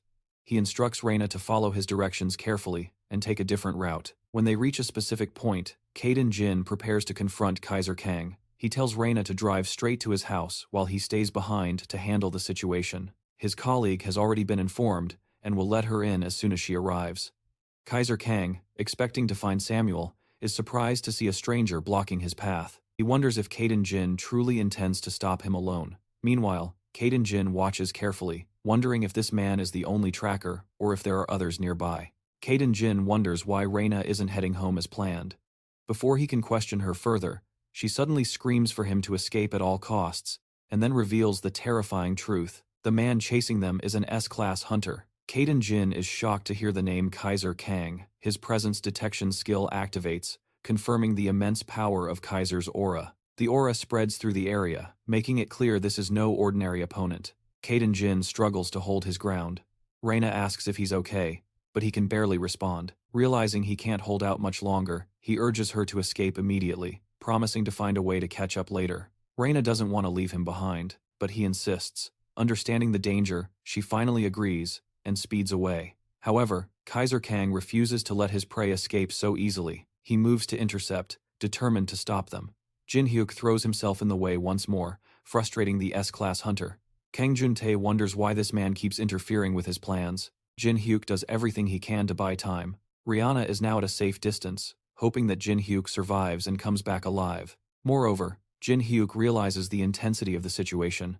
Kang Juntae, clearly irritated, wonders why someone like Jin Hyuk is interfering and warns him to get out of the way if he values his life. Claiming he's too busy to deal with distractions, Jin Hyuk refuses to back down. He wonders if Juntae really believes he would simply run away, in fear. Before Jin Hyuk can react, Juntae moves with incredible speed. Each attack is not just fast but dangerously powerful, every blow forcing Jin Hyuk to desperately dodge, knowing that even a single hit could finish him. Afterwards, Juntae taunts him to keep going, eager to see how long he can last. His attacks become more ferocious, and Jin Hyuk realizes that if he takes a direct hit, it will be the end. Thinking quickly, he activates his inventory and equips his mithril chainmail. The unique effect immediately manifests, reducing physical and magical damage by half. When the next attack hits Jin Hyuk, he realizes just how close he was to death. If it weren't for the armor he had prepared in advance, he wouldn't have survived the last attack. Juntae observes, noting that he didn't expect to have someone so skilled under his command. But then, something clicks in his mind. He wonders if Jin Hyuk is the class hunter who, according to rumors, captured a new type of monster. The name sounds familiar. Han Young-sok had mentioned someone like him before, someone who was quite close to So Sang-ho. Then, Jin Hyuk quickly realizes his identity has been revealed. Even if he manages to escape now, it's only a matter of time before they find him. His home won't be safe for long. Before he can think any further, he realizes he might not even escape from someone as powerful as Juntae. Then, Juntae makes an unexpected offer. He tells Jin Hyuk to forget his guild and join him. The new Titan Guild needs someone like him. Jin Hyuk refuses the offer, standing firm in his decision. Next, we cut to Lucia, who is doing her best to heal the guild master, but she reaches her limit, realizing she can't continue for now. Stepping back, she wonders if it's better to leave and discuss the situation. The poison in So Sang-ho's body remains dangerously potent, although Lucia has taken temporary measures to help him rest. It's clear that the treatment is not complete. The pain is gone for now, but it won't last long. Lee Hyuna grows more worried and wonders what they should do next. She asks if there's any other way to treat him. Lucia thinks for a moment before remembering someone who might be able to help. She thinks of a certain man. If anyone can do it, it's probably him. However, there's another problem. To enter the dungeon where the solution can be found, they need Jin Hyuk. There is a possibility, but it won't be easy. Meanwhile, in the battle, Jin Hyuk struggles to keep up. His opponent keeps attacking, giving him no time to recover. Every blow staggers him, and the energy he had at the beginning is fading fast. Moreover, he knows he's reached his limit. Drinking a potion would help, but there's no chance to do so with the continuous attacks. There's only one option left. He must give it his all, with one final, determined blow. He refuses to give up. If this is the end, he'll make it count. Gathering his last strength, he prepares for one last desperate attack. No matter how hard he tries, his attacks keep missing the target. Frustration mounts, but Kang Juntae remains unfazed, calling the fight boring. Without warning, a deadly attack comes his way. He knows he must dodge, but his body refuses to move, and he ends up taking the hit. Panic sets in, as he desperately tries to command himself to react. His mind screams for his body to move, but it remains frozen. At the last moment, his instincts take over, and he barely shifts to avoid a fatal blow. Kang Juntae acknowledges his quick movement, impressed that he managed to survive. Once again, an offer is made to join forces and live. Jin Hyuk refuses, and Kang Juntae realizes there's no other way. The final attack is about to land, and Jin Hyuk wonders if this is really the end. Just then, an arrow flies through the air, interrupting the fight. Lucia has arrived. Let's take a step back to understand how this top-tier heroine got here. Lucia moves quickly, following the direction she memorized. Even though it's her first time on this path, she pushes forward without hesitation. Every step brings her closer, and she hopes it's not too late. Moreover, she silently prays for Jin Hyuk to hold on. He just needs to survive a little longer. Meanwhile, the battle rages on. Kang Juntae prepares to end the fight, but before the final blow can land, an arrow cuts through the air. The unexpected attack forces him to retreat. He looks at the arrow, incredulous that it carries so much power. Jin Hyuk is struggling to stay on his feet, and recognizes the arrow immediately. Lucia has arrived just in time to save Jin Hyuk, surprising the enemy with her initial strength. He underestimates her, thinking she is not a real threat, but quickly realizes his mistake when she easily blocks his attack. Shocked by her power, Ken Jun struggles to understand how she can match him. Meanwhile, Lucia remains focused, knowing this is no time for lessons. She needs to end the fight quickly. Lucia shatters the enemy's spear with her bare hands, leaving him in shock. He struggles to understand how he is being pushed back so easily. The thought crosses his mind that she might be an S-class hunter from another country, since he would know if such a powerful hunter were in the area. Jin Hyuk, still recovering, is equally surprised by her strength. Then, Lucia sees that he can move and gives him a choice, asking Jin Hyuk if she should finish off their opponents or just let it go. Jin Hyuk advises that there is no need to get any more involved. He also suggests that Lucia end the fight, but Ken Juntae refuses to admit defeat. He realizes, however, that continuing would only bring unnecessary risks, so he agrees to stop for now, although he masks it with arrogance. Afterwards, Lucia taunts him, but he remains firm and says he will remember this day. Before leaving, he issues a final warning, declaring that the next time they meet, both she and Jin Hyuk will face their end, and with that, he vanishes. With the fight over, Lucia finally helps Kang Jin Hyuk recover and reassures him that his condition is not as serious as expected. and to his surprise, his injuries heal completely. Grateful, he thanks her, impressed with her combat and healing abilities. Lucia takes pride in her strength, teasing him for finally recognizing her greatness. Afterwards, Jin Hyuk jokes about her being a powerful character, explaining that it is a compliment. He then asks Lucia about the guild leader, Seol Sang-ho, to which she replies that he is resting at home, but without proper treatment, his condition remains critical. They consider the possibility that the dwarf they encountered earlier might have the antidote, making it clear they cannot waste any time. Afterwards, they prepare to head back immediately. Additionally, Lucia warns Jin Hyuk not to push himself too hard, reminding him that his wounds could reopen if he is not careful. With his identity exposed, Kang Jin Hyuk knows that danger could strike at any moment. He insists that they must act quickly, but their priority remains saving Seol Sang-ho. Upon reaching their destination, the uncle is frustrated, pointing out that Jin Hyuk did not bring the necessary ore for purification. Instead, he brought a poisoned person, making things difficult. Jin Hyuk apologizes, explaining that things did not go as planned, but promises to make up for it later. His main concern is saving Seol Sang-ho. However, the situation worsens when they discover that the poison affecting Seol Sang-ho is from a basilisk. An antidote is required, but the necessary materials are not available in this location. Jin Hyuk wonders if his uncle might have the antidote. After this, he replies that he is not a magic chest that stores everything. Meanwhile, Seol Sang-ho looks at Jin Hyuk with curiosity, asking about this place. Jin Hyuk acknowledges the question but avoids a full explanation, simply suggesting he think of it as one of his skills. For now, Kang Jin Hyuk considers the risks of revealing this secret place but decides to trust the guild leader, just as the guild leader trusted him first. The uncle hands over a medicine, explaining that it will only buy them time. At best, it will last for half a day, and if they cannot find the antidote within that period, Seol Sang-ho will not survive. Jin Hyuk asks if there are any other treatments, but the answer is not encouraging. A hospital specializing in hunters might have the antidote, but as Seol Sang-ho had warned, their enemies would track them down the moment they went there. But then, our hero remembers something. Later, they return to Earth, and he is talking with our girl. They discuss the possibility of secret locations, where an antidote might exist, although none are known for certain. Despite buying some time, they still have no real solution.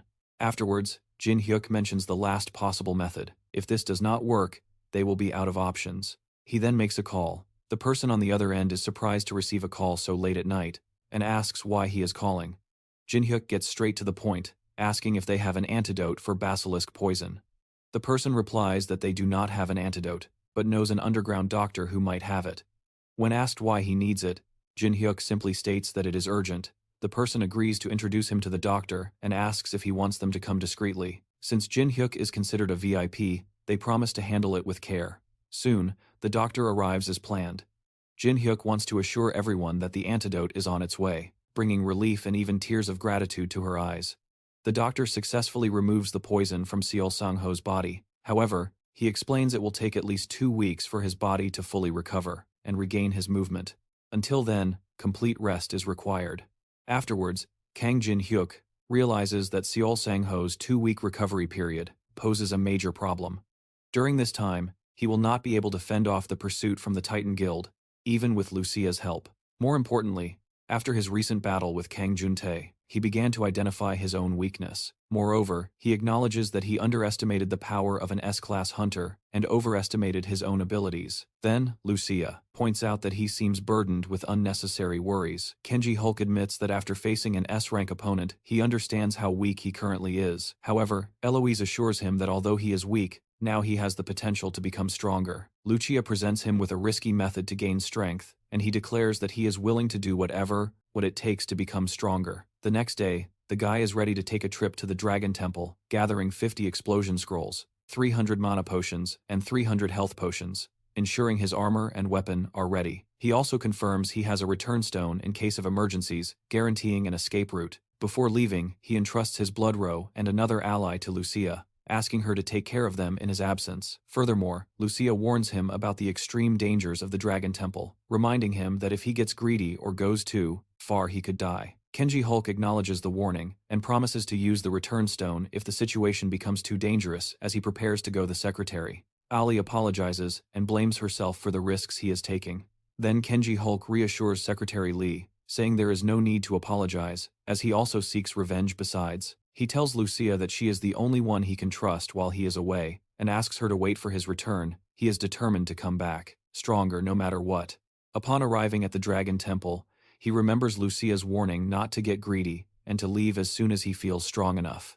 However, he dismisses the idea of playing it safe. His goal is clear. He refuses to leave until he is powerful enough to defeat an S-class opponent. Kenji Hulk keeps walking, but sees nothing for a long time, making him wonder if he is on the right path. Suddenly the area lights up, revealing strange suits of armor. At first glance they look like decorations, but something about them doesn't feel right soon after. He quickly realizes they are actually enemies. Instead of feeling fear, he sees this as the kind of challenge he was looking for when the fight begins. He notices that the armored figures may look strong, but they are not very powerful. Then, he discovers their weak spot. He needs to destroy their cores afterwards. Kenji Hulk isn't worried about the armored monsters. He has the perfect weapon to deal with them. He unleashes a powerful blast of electricity, aiming for their cores all at once. He wonders how the metal creatures are handling the shock, and what electricity tastes like in the office of the Titan Guild. Han Young-suk's expressions are filled with frustration, and his blood boils because of Kim Jun-taek for messing up the capture of a drug-addicted idiot and making things so complicated when they shouldn't be turning to his assistant. He demands an update on what happened to the executives who supported Sang-ho. Then the assistant informs him that they are confined to their homes and being closely monitored. The members of the Titan Guild have cut off all lines of communication, like the internet and phones. Upon hearing this, Han Young-suk gives a cold order to continue watching them, to ensure Sang-ho doesn't escape in that direction. But before the conversation could continue, suddenly a loud bang is heard. The door bursts open. It's Kang Jun-tae, who storms furiously into the office. He demands an explanation as to why he wasn't warned about the unexpected obstacles. Han Young-suk doesn't understand this sudden, rude outburst, as he gave Jun-tae information about that low level. Hunter Jun-tae angrily steps forward, revealing that he is not talking about the guy, but about the female archer. Han Young-suk's assistant immediately moves to intervene, suggesting that Jun-tae back away from the executive, but without giving a damn. With a sharp and brutal punch, he sends the assistant to the corner of the floor, without even looking at him. At that moment, the bleached-haired man realizes, this guy is probably talking about the woman who has been traveling with our boy, so he hesitantly asks Jun-tae if he lost to her. The question sounds like an insult, and Jun-tae immediately dismisses it, calling it absurd, and insists that if his spear hadn't broken, he would have won from his words. Young-suk understands that she is a tough opponent even for Jun-tae, and he's not just complaining. She overpowered him, and he felt humiliated, although he didn't expect her to be so strong, not knowing how to respond. He assures Jun-tae that he is preparing for her as well. Along with Kenji Hulk, however, he reminds Jun-tae to finish off Sang-ho as quickly as possible. Only then can they fully take control of the Titan Guild. They know he has already been poisoned, so he might be on the verge of death, or even if he survives, he won't be able to fight like he used to, so all they need to do is find him. And it's over. The only variables for them are Kenji, Hulk, and Lucia, but this time, the guild will make sure to kill them. Han Young-suk trusts Jun-tae to take care of it. Once those two are dead, there will be no more obstacles. Everything will be resolved, and then the position of leader of the Titan Guild will belong to Jun-tae. At the same time, in the Dragon Temple, Kang Jin-hyuk took down all those armored beings and is now in the second room. Then, in a dim light, he spots a throne, and a figure is seated upon it. Something is definitely wrong. Their karma level is at 0. The old man sitting on the throne is excited to see a new challenger after so long. Kang Jin-hyuk respectfully asks about him and confronts the man. The man knows he is not an ordinary person. This intrigues the old man, who wonders if this assumption is because he has no karma, which makes Jin-hyuk wonder how he knows that. But instead of simply answering the question, the old man questions Jin-hyuk's intentions for coming there and guesses if that cursed and resentful thing he carries is not the reason. Well, our boy is stunned that this bastard is talking as if he already knows everything. But when the old man approaches to stand face to face, Jin-hyuk holds out his hand, showing a stone, and informs him that he came to purify it. The old man acknowledges that it has grown by devouring people and carries a considerable amount of resentment. He doesn't think it's a difficult task. With a wave of his hand, the old man casts a spell, causing chains of energy to burst from it, and in a minute, he purifies it until the stone's color changes. And that luminous aura seems to have vanished as well. Jin-hyuk's face makes it clear how impressed and surprised he is. Therefore, he thanks him. The old man advises him to save that gratitude, for when his true purpose here is complete, Jin-hyuk doesn't seem to understand, and when he looks into the old man's eyes, it's as if he's been transported elsewhere. While the old man informs him that the trial has already begun. He warns him not to let his guard down and to give it his all, otherwise, he will lose his life. Jin Hyuk is then transported to a dark place. Realizing this is the true trial of the Dragon Temple, he feels someone approaching as footsteps can be heard. The same armored figure from before has appeared, but something is different. His surroundings glow, and he wonders if he was transported to a new space. Out of curiosity, he questions the armored man. This is his opponent. Is there more to come? Was this just a warm-up? And will the real one appear later? The armored guy shows no interest in Jin Hyuk's speculations and, to Jin Hyuk's surprise, he suggests that Jin Hyuk prepare himself, informing him that the trial has begun. Jin Hyuk realizes this armored man is different from the others because he can speak, but the armored man moves quickly towards him, reminding him that this is his only warning. The scene shifts to our boy's neighborhood. A group of guys is moving from rooftop to rooftop with incredible speed, wearing futuristic black masks and hoods. One of the hooded guys apologizes to his companions for not being able to find Jin Hyuk's house at all, although they had definitely looked up the address, but there was nothing there. The other hooded guy is tense, as if they don't find that guy, they will all be finished. Kang Dae-gun will not spare them, so they have to find that guy no matter the cost. He instructs them to destroy every visible house in this area. That way, they will probably stumble upon Jin Hyuk's house. Before they could act on the plan, one of the hooded guys fell to the ground, blood covering the entire surface. The other two are slow to realize what happened, but they barely have time to run for their lives or call for reinforcements, and are eventually attacked by none other than Lucia, with the danger eliminated. For now, she returns home. Secretary Lee Hyuna asks Lucia if everything is alright outside, as she left so suddenly. Lucia calmly informs Lee Hyuna that the Titan Guild's tracking team came. This frightens her, and tension appears on her face, but Lucia reassures her not to worry, as she handled them quite discreetly. After overhearing the enemy's plan to destroy the entire neighborhood just to find this place, they must now be convinced that this is the only place where both the Titan Guildmaster and his secretary could be. In anticipation, Lucia apologizes to Reina.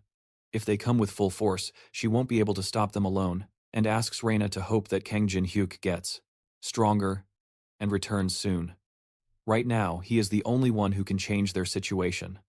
On the other hand, Jin Hyuk is struggling as the armored man advances. The boy is paralyzed with shock as the armored man cuts his throat. Panic is evident on Jin Hyuk's face as he clutches his neck, thinking he has been cut. But he is transported back to the same moment as before, unharmed. He examines his neck in shock, but a laugh catches his attention. It's the same old man who explains that the place where he died is a kind of virtual space, so even if he dies there, he won't really die. That's why he doesn't need to worry. Jin Hyuk tries to focus. He recognizes that voice, and as he turns, he sees the door closing, but confirms his suspicion that it's the same old man from before. The old man reveals that Jin Hyuk is still too weak. The Dragon Temple is a place to make him strong, but it is also a place of trial. He had warned Jin Hyuk before to never let his guard down. Strength was not just about power, it was about resilience. So, he should get stronger and try again, although Jin Hyuk says he's not in the mood for lectures as this is not the time for casual advice if their hideout is discovered. Now, So Sang-ho and Lee Riena will be killed, and if he shows up, he won't be able to defeat him, so he needs to get stronger now, but there is a barrier between the old man and him. Because of the closed door, he begs for it to be opened and accepts his mistake, but he guarantees he won't let his guard down again. He explains that, if he doesn't get stronger immediately, everything will be in vain. The old man knows that if he rushes back, he will only experience death again. However, Jin Hyuk is determined. He'll only know if he tries, so he keeps insisting. The old man finds him quite desperate. Even after feeling the sensation of death, he isn't giving up. But Jin Hyuk tells him that if he were afraid of dying, he wouldn't have started this. The old man finds his spirit amusing, so he grants him an exception to re-challenge the trial. Moving forward, he is transported to the RS virtual space. Again, the armored guy praises him for coming back. Even after experiencing death, Jin Hyuk reveals that he was careless before, but this time, it won't end so emptily. As before, the armored guy laughs and then leaps high to attack him with his enormous weapon. But this time, Jin Hyuk blocks with his enchanted staff. But this guy has phenomenal skill. Just holding his ground is overwhelming. The armored guy notices his opponent has recovered this time. As Jin Hyuk struggles to hold on, he needs to concentrate the aura in his legs somehow. He needs to push him away and create distance. Summoning his aura, he concentrates it in his legs. If he can create an opening even for a second, he might have a chance using all his strength. He shoves the armored warrior back. The force of the recoil almost knocks him over, but he manages to stay on his feet. A direct confrontation wouldn't work. He had to strike and retreat, looking for the perfect opportunity. Jin Hyuk lunges forward, leaping high into the air to attack the guy, which impresses him as he handles the aura. But he only has the aura in his lower body, leaving his upper body exposed, so the armored guy deflects the attack. It's as if he knew or could read his thoughts. The armored guy also acknowledges Jin's spirit, but if this was all he had, then there's no need to prolong the fight, and Jin Hyuk should just die. The armored guy then attacks Jin Hyuk again, but to his surprise he blocks it, which the armored guy wasn't expecting. Jin Hyuk clarifies that he won't die so easily. He wasn't sure before, so he tested it, and as expected, the armored guy predicts where to attack. By observing the aura, hearing this, the armored guy laughs, calling him talented. But he assures him that it won't change the outcome, no matter what. As much as it pains Jin Hyuk deep down, he knows the armored guy is right. If he keeps using his aura like this, he'll just play into his opponent's hands again. In that case, he needs to fight differently. He opens his inventory and drinks a mana potion, and decides to surround his entire body with aura, so the opponent can't predict his movements. Before he could finish the whole potion, the opponent attacks him again, but because he was alert in time, Jin Hyuk manages to dodge the attack. The armored fellow notices that he has enveloped his entire body in aura, questioning if it was that drug from before that boosted his aura, and mocks him for gaining power from such a substance that can never be called his own. Jin Hyuk doesn't care whose power it is as long as it helps him win with the enchanted staff. He moves quickly, dodging attacks and counterattacking with force. The armored guy launches heavy attacks from all directions. Despite this, Jin Hyuk doesn't give up. The armored guy now considers him somewhat formidable, though Jin Hyuk assures him he's more than that. Both fight for supremacy, sparks and shockwaves erupt as their weapons collide, and the fight is pushing both sides to their limits. The armored guy praises Jin Hyuk for holding up well, but it's at this very moment that Jin unexpectedly leaps, warning that it might hurt a little, and attacks his opponent. Meanwhile, Hyun Gil and Lee Jun-chu are driving through Jin Hyuk's residential area and notice several guys from the Titan Guild desperately searching for So Sang-ho right now, and Hyun Gil suggests that drawing attention would only cause problems, although Lee Jun-chu advises him not to act recklessly and raise suspicion. He then asks him to wait a moment and just watch as he has a plan unexpectedly. He takes out his phone and calls Seo Sang-ho's secretary, Lee Hyun-ah, to ask if she has heard anything about him from Hunter Jin Hyuk. She remembers that he's the one who introduced our boy to Dr. Jun-chu, then asks about Sang-ho, so she reassures him, saying that Sang-ho is receiving good treatment and is safe keeping his cool. He informs her that he's near our boy's house now, and notices that members of the Titan Guild are gathering in the area, which means the guild master is there, if this continues. When the Purple Blood Guild leader recovers, they will have to face a blockade from the Titan Guild right in front of their house. To solve the problem, Jun-chu suggests meeting in person. Back at the Dragon's Temple, the armored man stands surprisingly unharmed, even after taking that powerful and impressive blow. The opponent scoffs at him for standing there stunned, daring him to show everything he has left. Jin Hyuk can't believe that not even his lightning attack worked, so he admits he has nothing left in reserve. He declares they should bet it all on this fight to the death. The opponent assures him he will play along and deliver a suitably massive blow. He then exudes a powerful aura, while Jin Hyuk grips his staff tightly. He notices a divine energy radiating from his opponent and mockingly calls him a paladin. The armored man proudly reveals he isn't a paladin, but something close to it, and then asks Jin Hyuk if he is prepared. Jin Hyuk stands there impassively, having been ready for a while. As the man charges, Jin Hyuk knows that elaborate tricks are useless. What he needs now is a single, full power strike. Jin Hyuk uses every last bit of aura in his body to block the divine energy attack. He knows that if he backs down now, everything will be lost. The armored man realizes this is different from before. Jin Hyuk is concentrating all his aura into a single point to amplify its power, betting everything on this one strike. But the opponent tries to push him as he attacks, causing him to stumble, and his aura to disperse. The armored man declares that he won't be defeated by that alone, as the battle finally reaches its climax. The armored man lunges forward, their weapons clashing. Jin Hyuk struggles against the overwhelming force bearing down on him, but despite his determination to hold on, he is forced to his knees. He presses his staff into the ground to steady himself, his body trembling with exhaustion. He managed to block it, but his aura is completely depleted, and he lacks the strength to even move his body. The armored man raises his weapon, questioning if this is truly the limit of his power. He points out that in the end, All Jin Hyuk accomplished was breaking his iron sword. A broken iron sword, he explains, can easily be replaced by a blade of aura. But Jin Hyuk looks completely exhausted. So how will he face the armored man now?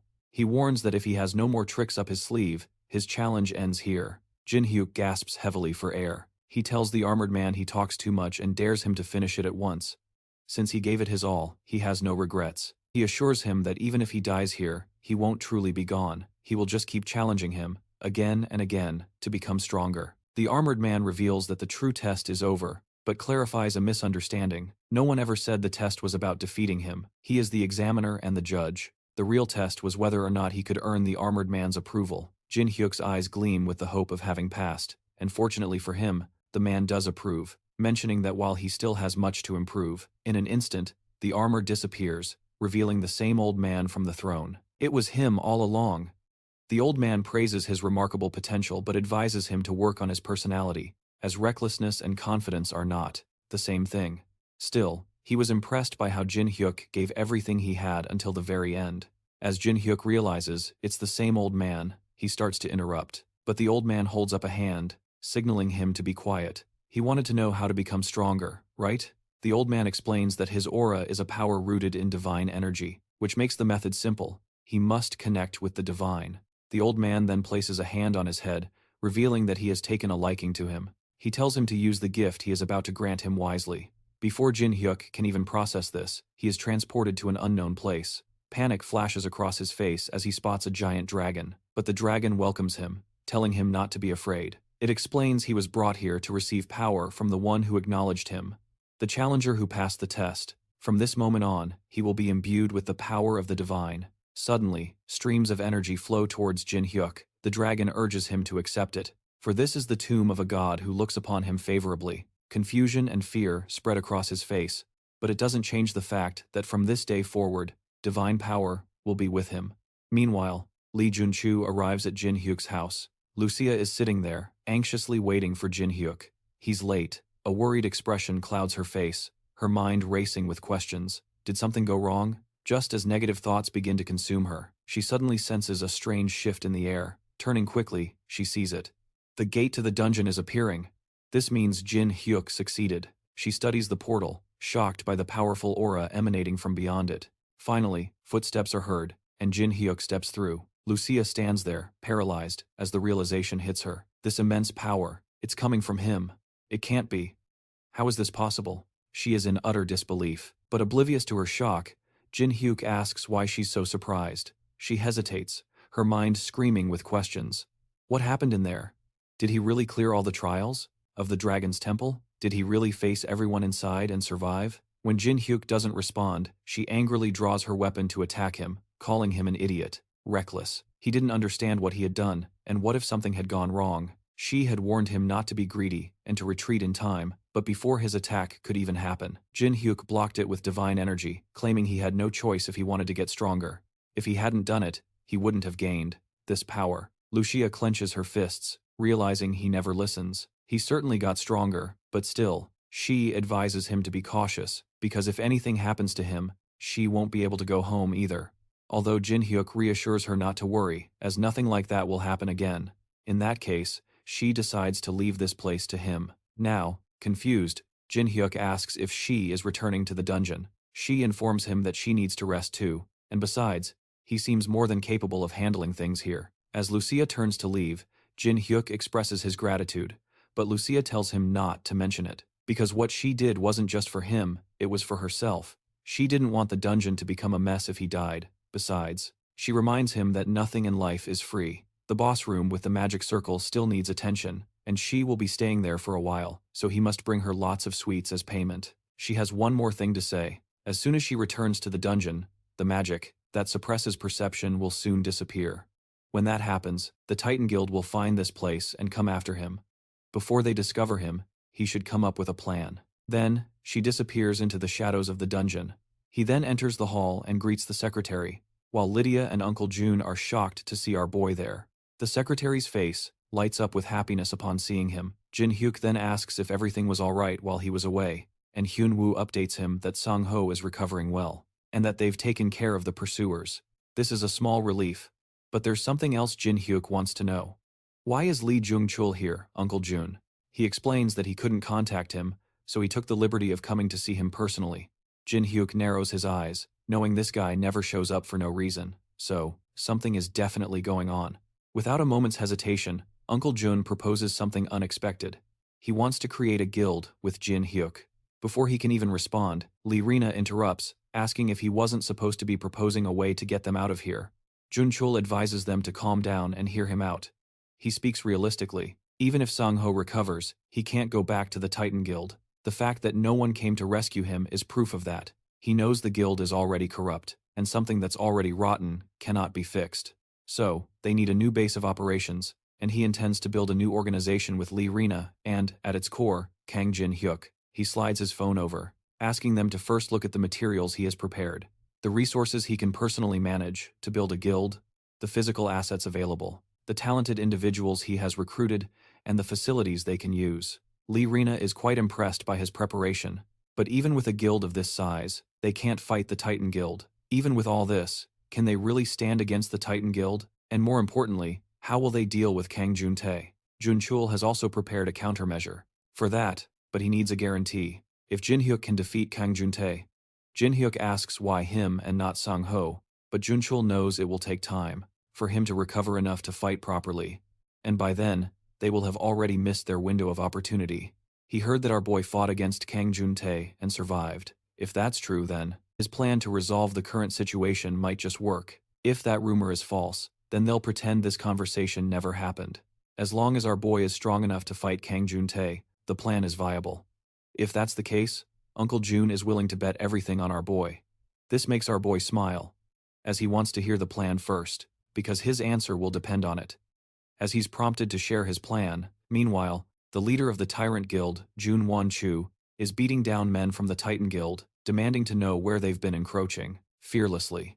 Recently, with public opinion against them due to the Al-Roni incident, he thought they would lay low for a while.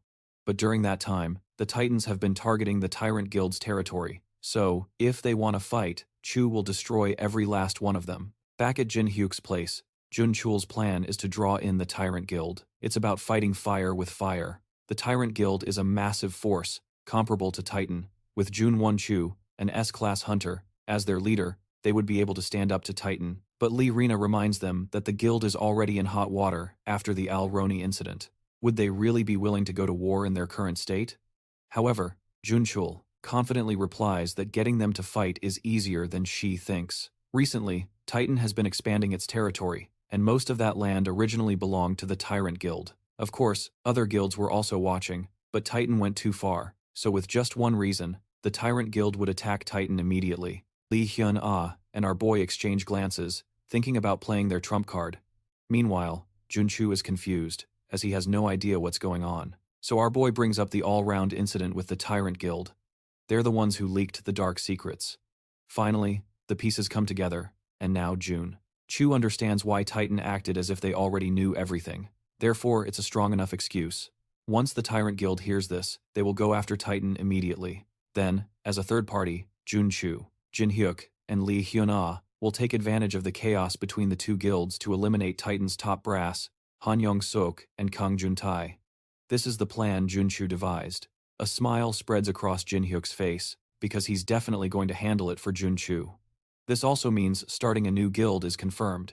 Inspired by mythology, Jin Hyuk has decided to name it in honor of the Temple of the Gods who overthrew the Titans, called Pantheon. Both Jun-chu and Lee Hyun-ah like the name, as its meaning fits perfectly. Now, they need to get moving. There's no reason to delay. Jun-chu asks the secretary to leak the information to Tyrant, and while she does that, she needs to check if there is anyone in Titan who might switch to their side. Jun-chu decides to prepare the supplies they need, but there's something specific he needs Jin Hyuk to take care of. The guild leader, Sao Sang-ho, can't make any moves for now. Although the chase will likely stop once the two guilds clash, is there a way to completely divert their attention? For now, if that's the case, Jin Hyuk might have an idea. At the same time, in Jin Hyuk's residential area, the Titan Guild's men have located Lee Hyun-ah and Jin Hyuk. According to them, they are heading to Sector D. Meanwhile, Da-young is on a rooftop observing the situation. Jin Hyuk acknowledges his efforts, thanking him for buying some time. Da Young, happy to be of help, mentions something Jin Hyuk mentioned earlier, the possibility of a rebellion within the Titan Guild. Curious, he asks for more details. So, Jin Hyuk explains that Han Young-suk tried to overthrow So Sang-ho, and that's why their guild leader is here. He asked for help, and Jin Hyuk agreed, which is why Titan's goons are frantically hunting them. He informs Da Young that he was nearly killed by Kang Jun-tae, which startles Da Young, but Jin Hyuk assures him he can handle him now. But the real reason why Jin Hyuk called Da Young here is to ask if he's willing to join the new clan they are forming. At the Tyrant clan's third branch, Jo Won-chu receives news that the Titan clan not only killed All Round, but also leaked the incident to the media. Jo Won-chu's assistant reveals that So Sang-ho's secretary personally passed on the information. She even said that she doesn't care anymore, since she's leaving the guild anyway, and just wants money. The report states that on that night, Titan infiltrated to steal the artifact, but when All Round died, they covered it up by leaking the story to the press. Upon hearing this, Jo Won-chu's body trembles with rage, and he clenches his fists and grinds his teeth. Jo Won-chu isn't just going to stand by and let things run their course. He orders his assistant to summon everyone who can be called upon now. Since it has come to this, the Tyrant Guild will be the first to strike, and from this moment on, the Tyrant Guild has officially declared war on the Titan Guild. In the Titan Guild office, one of the goons bursts through the gate, breathing heavily, his chest heaving. Tension is evident on his face as he informs Jun-tae and Han Young-suk about the Tyrant Guild, which has just invaded their territory. Young-suk wonders if they are trying to get revenge for losing their own territory. The goon adds that it's not that. Guildmaster Jo Won-chu personally led the attack, and moreover, he has officially declared war on the Titans.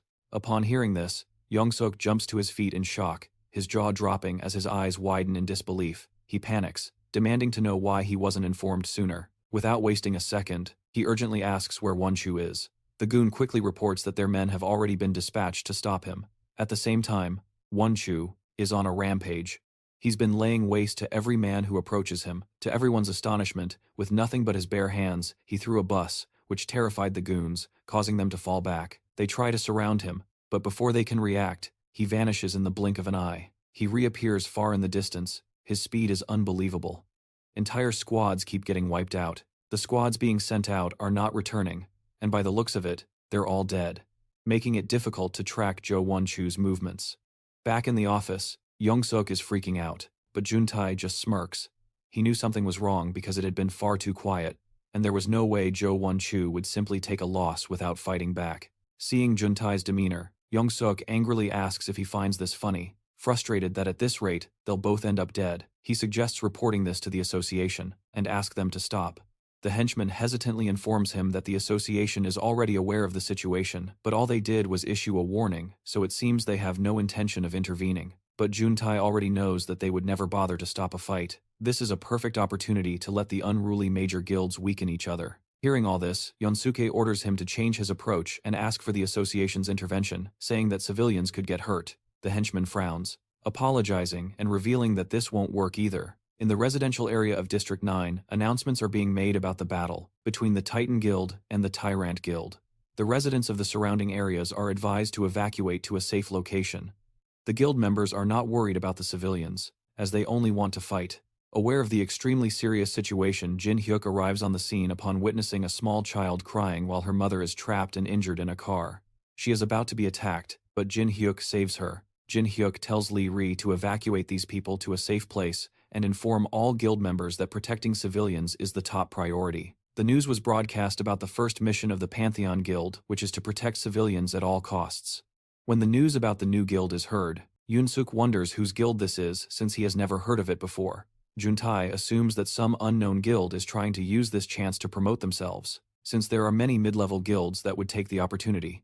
But more importantly, they need to deal with the tyrants, but suddenly Yosuke asks him to wait, claiming that the ones protecting the civilians seem to be connected to So Sang-ho or Jin Hyuk.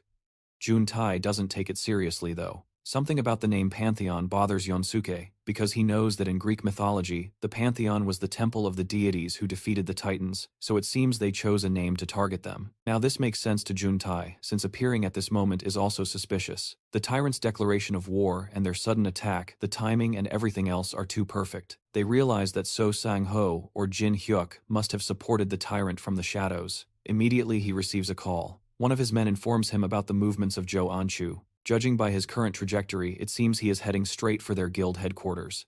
Yonsuke's expression darkens. He informs Juntai about this news. Since it has come to this, they decide to settle things once and for all, and he confirms with Juntai if he can take down Anshu. Juntai's eyes are filled with rage and something that cannot be explained, but he assures Yonsu that Anshu is walking straight into his own grave, and this place will be his tomb. While the battle between the Tyrant Guild and the Titan Guild continues, the Tyrant Guild members realize that the Titan Guild members are quite weak, but there are just so many of them. The Titan Guild members play their dirty game, casting fire spells which creates panic among the civilians, although Junchu assures that his hunters will protect them, and they should take this opportunity to evacuate through here. Once they arrive, they should be safe. If they ever find themselves caught in a guild war, his guild will always be there to help, so he asks them to remember the guild that represents the people pantheon. All the civilians look confused because even in an extremely serious situation, this guy is promoting the guild at the same time. Hyung-il informs Junchu that an association official has arrived. The official from the association confirms with Junchu if he is the same guy who helped evacuate the civilians and expresses his gratitude. They averted a major disaster, although he assures that they will take over from here. However, the official is shocked to witness a guild that actually cares about civilians and asks for the guild's name. Junchu feels honored that the association thinks that way and reveals that they are a newly formed guild called Pantheon. Junchu knows that, in the first place, the association showed up late, and now it tries to resolve things with empty words. Still, somehow, they manage to achieve their goal of giving the guild a good public image among the civilians, and now, even the association sees them in a positive light. Junchu and Hyung-gil did their part. The rest is up to Guildmaster Kang Jin-hyuk. Later, Hyung-gil, Junchu, and Lee-hyun meet Jin-hyuk. He explains that, since this is a war between two guilds, the scale will be massive, and as they are fighting in the city, the civilians will definitely be caught in the middle of it. For now, the first priority of the Pantheon Guild is to protect the civilians and establish a positive image for themselves.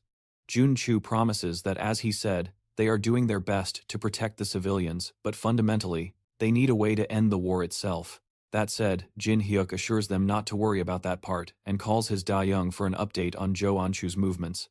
As expected, Zhou Anchu is heading straight for the Titan Guild, so Jin-hyuk decides to make his move. Out of curiosity, the woman questions the need to track Anchu's movements. In response, our boy explains that if that guy and Kangri, if Juntae and Wanchul were to fight in the city, the damage would be unbelievable, and one of them would definitely die.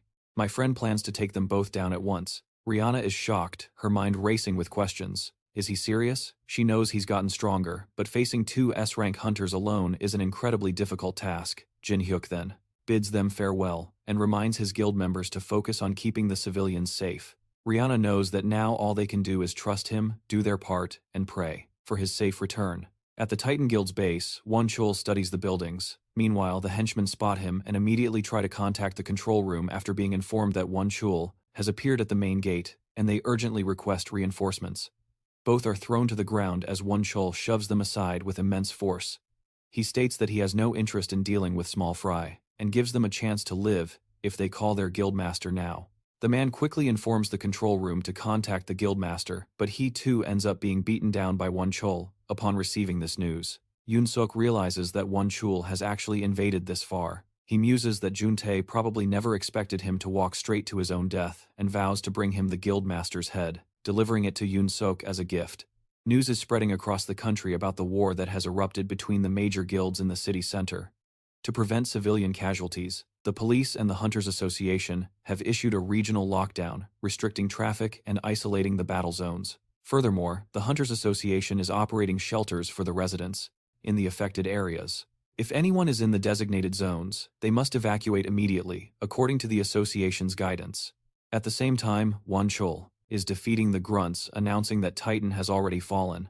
He scoffs that these weaklings are supposed to be the elite forces protecting the main base. The guards decide to retreat for now, as they can't possibly stand against an S-rank hunter, but one of the guards orders them to hold their position at all costs until the new guildmaster arrives. After a few minutes, all the men are down on the ground. Wanchul sighs, wondering if Sangru has changed so much. His subordinates are dying in droves, and yet he hasn't shown up. He yells out for Sangru to appear, but surprisingly, Juntae rushes towards him instead, demanding to know who gave him permission to act so recklessly. Seeing him, Wanchul is shocked and asks what he's doing there. Then Juntae reveals that he is now the new guildmaster, and it's at that exact moment that he shoves him. This revelation confuses Wanchul, so he asks about Songru. Without giving a direct answer, Juntae smiles and suggests he ask Songru himself when he meets him in the afterlife. Wanchul reluctantly replies that Juntae is the one who will be going to the great beyond today. Provoked, Juntae laughs maniacally, mocking him for bluffing, as they both charge forward to clash. When Yoon-seok steps out of the building, he is shocked to see all his guild members lying lifeless on the ground. He suggests calling for clerics to heal them, but they have all been dispatched to other battles, making it difficult. Now, all branches are involved in the war, so there was no other choice. Not only the clerics, but all remaining soldiers at the main base have also been mobilized. Yoon-seok tries to connect the dots. Now that the troops are spread thin across the various branches, Wanchul attacked alone. The timing is too perfect. Wanchul planned this from the very beginning. The war was actually just a distraction. His real objective was to invade the main base alone and finish everything. Normally, such a reckless plan wouldn't even be possible, but the power of an S-class hunter makes the impossible a reality. In the end, the winner of this war will be decided by the battle between Juntae and Wanchul, a clash of two S-class hunters. But deep inside the boss room, Lucia is trying to understand things she has been analyzing for days. If she can decipher this magic circle, she should be able to return to her original dimension, although it dawns on her that once she's no longer in this place, she won't be able to eat snacks anymore. However, her thoughts quickly turn to Jin Hyuk, who has been gone for quite some time. She wonders if he's okay, but reassures herself that he's probably fine. After all, that guy, Jin Hyuk, is now likely stronger than those so-called S-rank hunters. The battle is raging intensely. An intense blue aura unleashes a devastating energy attack from Wanchul. Juntae releases a force to block this powerful attack that rushes forward at incredible speed. Both fight for dominance. Juntae flies through the air with his weapon, aiming to slice Wanchul's head in two. A shimmering protective shield has already been created by a spell to protect him. To break the barrier, Juntae slams his weapon into the ground, causing a massive explosion and sending debris flying in all directions. From a distance, Jin Hyuk approaches the battlefield. When Jin Hyuk arrives on the scene, he is saddened to see them fighting without any thought for the city or its people. The city is being destroyed not by monsters or major terrorists, but by the selfish actions of hunters who have clearly long forgotten their duty.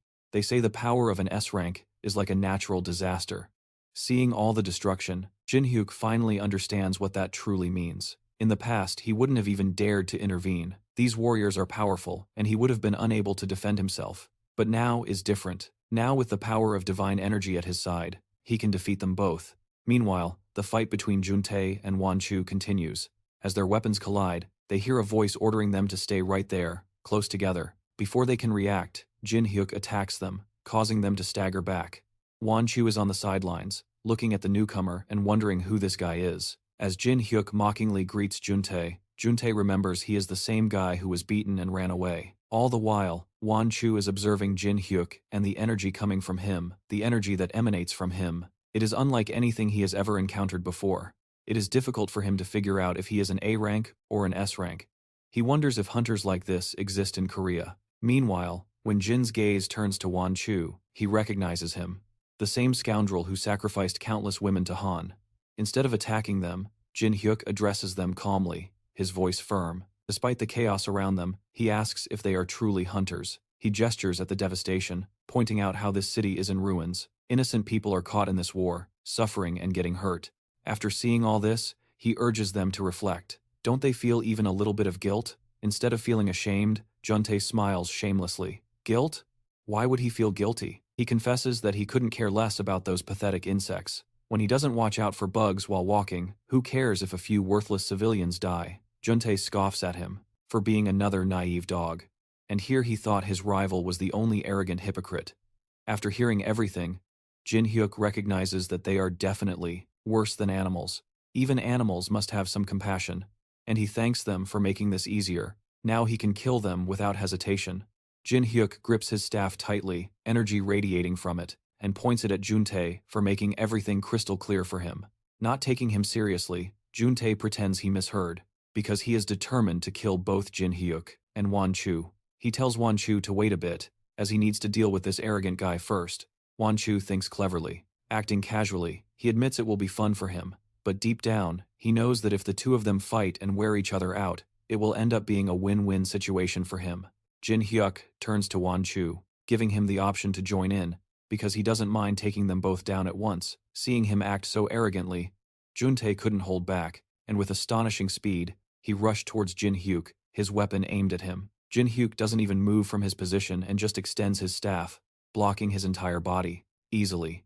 Drops of sweat run down his head because he didn't expect him to block the attacks now, when before he couldn't even defend against one. Jin Hyuk is eager to know the cause of his stunned expression, since he hasn't even started yet. With a swift movement of his enchanted staff, infused with divine energy, Juntae is pushed back. Wan Chu's eyes widen, as he never imagined Juntae would be pushed back with such intensity.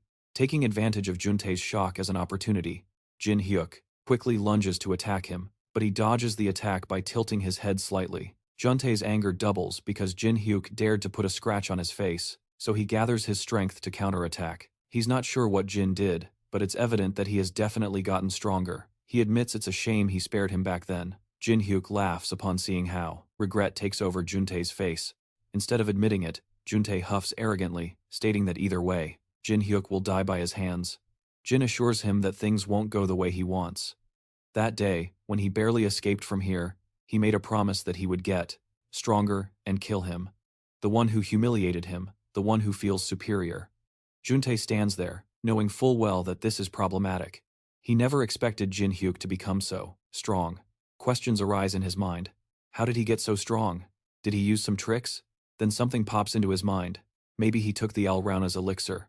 So he confronted him. Before Jin could answer, Wan demanded to know why the Alrauna's elixir was being mentioned here. Then Juntae told Wan that Jin Hyuk is the guy who killed the Alrauna and took the elixir. Wan Chu's jaw drops, and he asks Jin Hyuk if he really is the one who took the elixir and killed the Alrauna. Jin Hyuk smiles and, without a word, pulls out a bottle containing the elixir, raising it, questioning if this is the same elixir they are talking about.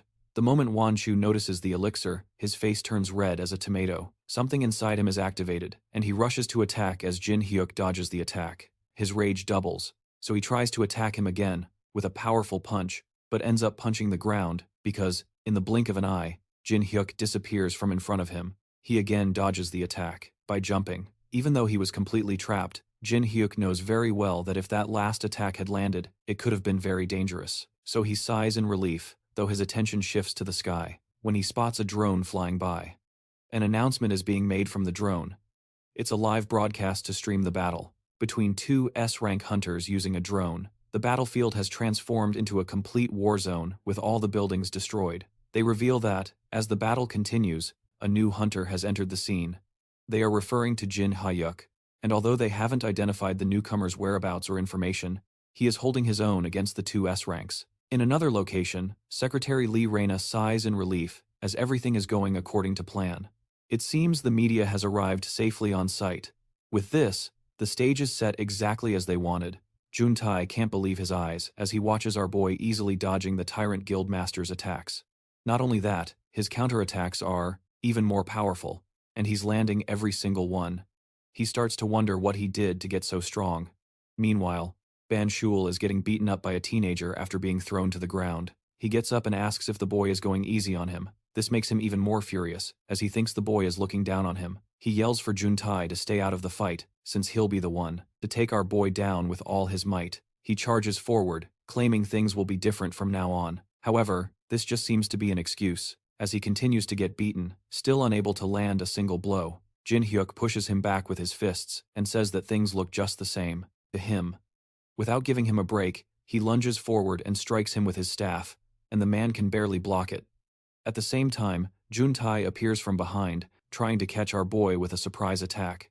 Unfortunately for him, Jin Hyuk is several levels ahead, so he simply blocks it with his staff, without even looking at him. The impact is so strong that it literally shatters his spear into pieces. He begins to panic as he sees the MC coming for him and falls just from the shockwave of the staff's swings. Seeing no other way out, Ban Shula suggests they team up. Even though they were fighting just minutes earlier, the man suggests forming an alliance until they defeat Jin Hyuk. Juntae still doesn't seem to trust him, so he threatens to kill him if he betrays their alliance. Ban Shul yells at him to get into position, as they might have a chance against our boy if they combine their strengths. Meanwhile, the reporter mentions that the identities of the two S-rank hunters involved in the conflict have been revealed. However, they still know nothing about the hunter who just joined their fight. Furthermore, they haven't heard anything from the guildmaster of the Titan Guild. As soon as the reporter mentions this, we see Jin Kang slowly opening his eyes in his room. After waking up, the first thing he does is get dressed. The man cares more about the guild's honor than his own health. After getting ready, he looks for Reina and wonders where she is. Meanwhile, she gets a call while on her way to the battle zone. She's shocked to learn that he has finally woken up, and she brings him up to speed on everything that's happening. Jin Kang asks where she is, and she tells him she's heading to the war zone, explaining that Jin Hyuk has formed a new guild and she is now part of it. This is all too much for the guildmaster to handle, so he decides to contact Jin Hyuk directly and ask him about it. However, Reina tells him that's not possible, since the protagonist is literally fighting two S-level hunters as they speak. Hearing this, Jin Kang jumps up from his seat, knowing the boy can't possibly fight two S-levels, no matter how strong he is. He asks her for the location and says he'll go there himself. Reina is hesitant, as she's worried about his health, but he insists that all of this happened because of him. As the guildmaster, he can't just sit back and relax while they continue to fight. She finally agrees and sends him the fight's location. Despite being worried about his health, she knows she needs to trust his decision, since he's the only one who might be able to stop this.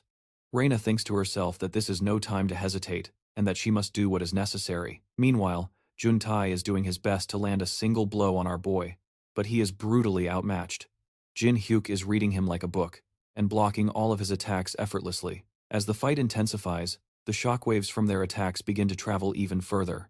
While the MC seems distracted by Juntai, the other S-rank charges him from behind, trying to finish the job. However, our boy is too smart for them, so he quickly leaps away, causing them to almost hit each other. Seeing that his partner is exhausted, Banshula tells him to drink a mana potion while he holds the boy off. Juntai is a bit irritated about having to work with him, but knows he's right, so he takes out a mana potion and starts drinking it. He thinks they can win if they pour all their mana into one attack. While he recovers, the other S-rank hunter seems to be having a hard time dealing with the MC alone. As he clutches his fist, Jin Hyuk looks at him coldly and asks why he isn't killing his partner to get the elixir for himself. He even taunts him, asking him to try a little harder. Before the S-rank can do anything, Jin Hyuk twists his wrist, instantly breaking it, and strikes him with his staff. Juntai watches with wide eyes, while the mighty Antiel is thrown from side to side like a doll. Seeing him on the ground, our boy slowly approaches and asks if he's still breathing. He tells him he can't let him live because of the crimes he's committed. He lured innocent women and kidnapped them to be used as sacrifices for the Honi. Those who refused to follow him were locked up, and the guild members who obeyed him were drowned in drugs. What's happening to him now is the consequence of his past actions. As he takes his last breaths on the ground, Antiel can't believe his life is ending in such a pathetic way. Our boy raises his staff above his chest and asks if he has any last words. The S-rank looks at him with desperation in his eyes and asks if he's going to kill him for such a trivial reason. He begins to beg for his life, saying he'll make him the guildmaster if he spares him. However, Jin Hyuk makes it clear that there's no negotiation. All he wanted to do was ask for his last wish. He had already made up his mind when he saw those people trapped that day, just waiting to die. Antiel still doesn't understand why he wants to kill him just because he kidnapped a few people. Regardless, the MC knows he has more than enough reason to kill him, so he simply stabs him with the staff and finishes him off. The guy screams as the staff pierces his chest, thinking that he can't die like this. However, none of that matters, and he slowly loses consciousness. After he dies, our boy makes sure to remind him to apologize to all the people he killed in the afterlife. Meanwhile, Juntae watches in horror, wondering if he should take this opportunity to attack Jin Hyuk while he's distracted. However, the fear in his eyes reveals that he no longer believes he can win. The only thing he can think of is running, but it's already too late for that. Jin Hyuk notices him trying to escape and throws his staff directly at him, asking where he's trying to go. The staff flies towards him with the speed of a bullet, and the S-rank barely manages to dodge. He tries to play it off, saying he's not running away. Instead, he's just letting him off the hook this time. The guy believes he's faster than the MC, so he can easily get away from him. Unfortunately for him, that's not the case, as our boy immediately catches up to him and says he doesn't need to hold back.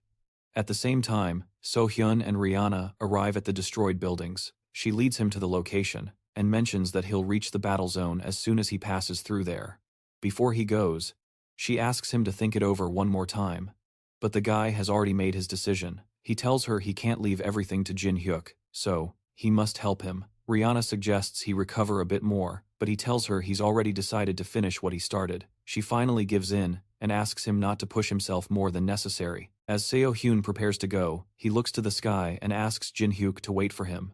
Meanwhile, Yoon Suk is watching the entire fight from a rooftop. He thinks to himself that the situation has gotten complicated, and it should have ended as a duel between the two S-rank hunters. However, he never thought someone more powerful than them would join the fight. As the fight continues, he realizes he must abandon Juntae, as there's no way to save him. He wanted to create the greatest guild, and considered So Hyun an obstacle to his goal. Therefore, he poisoned him, and now there's no one who can stop him from building the guild he desires. He looks at Jin Hyuk, and says he'll let him get away this time. For now, he needs to escape and focus on manipulating public opinion in his favor. Before Seo Hyun left to help the MC, Rihanna told him something important. She revealed that, while monitoring the battle zone with drones, she saw Yoon Suk on the roof of the Titan building. Back in the present, the clan master appears behind the traitor, making him tremble with fear and disbelief. Before the guy can do anything, he shouts his name and grabs him by the collar. He wants to know why he would do something like this to his own clan. Yoon Suk looks at him and asks if he really doesn't know the reason. He claims he did it because the guild no longer needs him. This shocks him a little, the guildmaster, and he asks what he means. The guy explains that he was holding the guild back from growing and that they have no use for a leader like that. Seo Hyun sees through his nonsense and confronts him, saying he's just trying to justify his actions, as he did all of this out of his own greed. Yoon Suk, on the other hand, argues that he saved the guild from being destroyed by him. The guildmaster doesn't agree with that, and tells him that the guild is being destroyed because of what he did and the incident he orchestrated. The traitor has nothing more to say, so he summons his knife and tries to stab the guildmaster. Despite not being fully recovered, Seo Hyun easily dodges the attack, telling him he continues to disappoint him until the very end. This gives the guy a chance to escape, and he starts running, thinking to himself that his only crime was creating the greatest guild. He blames Jin Hyuk for interfering with his plan and jumps off the building. The guildmaster isn't going to let him escape his crimes, so he runs after him and summons his own weapon. Still in midair, he swings his axe and hits the guy directly in the head, telling him to take responsibility for the disaster he caused. With a loud scream, his head is cracked open and he falls to the floor. Sango stands over the body, declaring that he has finally fulfilled his duty. However, he suddenly remembers Jin Hyuk and realizes he spent too much time chasing the traitor. He immediately rushes toward the scene to help our hero. Meanwhile, our boy is destroying the S-ranker with no trouble at all. After taking a blow to the chest, the man finds it hard to breathe. Jin Hyuk points his staff at him, asking if this is the end for him. The man knows he's at his limit and there's no way out. Desperate for survival, he begins to beg for his life, offering to give Jin Hyuk anything he wants, and even his own position in the guild. Hearing this, our protagonist reminds him of when they last fought. Even after being pierced by the spear, he never begged for his life and fought until the very end. This still doesn't stop the S-ranker from pleading, and before finishing him off, Jin Hyuk tells him that if he wants to live, he must be prepared to fight to the end. Before the man can say another word, he literally smashes his head off his body.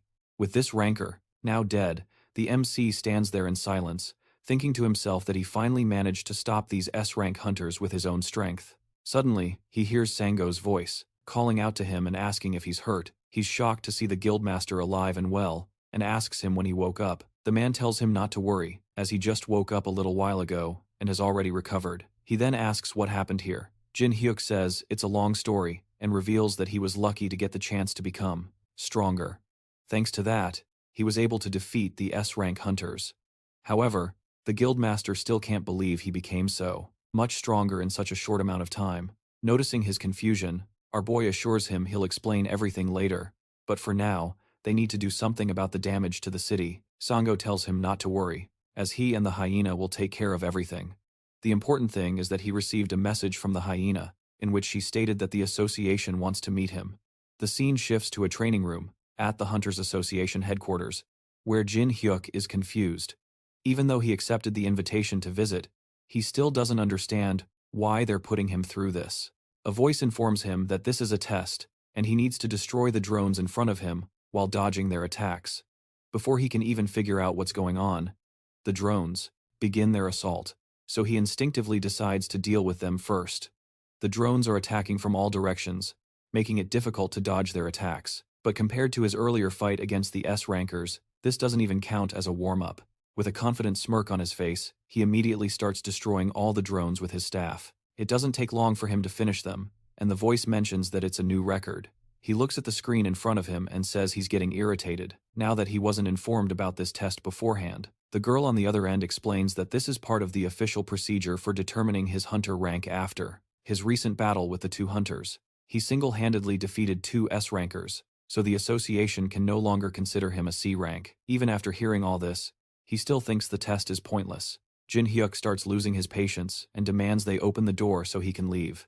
The girl tries to calm him down, but it's no use, as he refuses to participate in the test any longer. As he walks toward the door, she frantically tries to stop him, and tells him he can't leave the room until the test is finished. To her shock, he smashes the door open with his staff and walks out, saying it was just a waste of time. It turns out the association isn't done with him yet, as he's stopped by a few hunters after taking just a couple of steps. He warns them to get out of his way if they don't want to die. The hunters have already witnessed his power, so they know he isn't making empty threats. They begin to look to their team leader for their next command. It seems the team leader isn't willing to budge, so Jin Hyuk decides they're all going to die. Before he can strike, he hears a voice from behind, telling him to stop. Even before turning, he notices the hunters bowing respectfully to the person and addressing him as president. He quickly realizes the man behind him is President No, the head of the Hunters Association. Jin Hyuk greets the president and asks why he would summon a class hunter like himself. The president notices he's upset and apologizes, explaining that the reason he called him here is because someone wanted to meet him. The person he's speaking of is none other than the strongest hunter in South Korea, Cha Eun-sango. Even our boy is shocked to see the #1 hunter standing before him, as the man approaches with his flawless appearance. He wonders why someone like him would want to meet him. Xion steps forward to shake Jace's hand, looking like a total fanboy. Jace asks why he wanted to meet him. The man mentions that he saw footage of Jace's recent battle with the 2 S-rank hunters. He congratulates him on his performance, and says he simply wanted to meet him in person. Jace thanks him, but knows there's something more behind this. It doesn't take long for the top-tier hunter to reveal that he wants to ask a favor of him.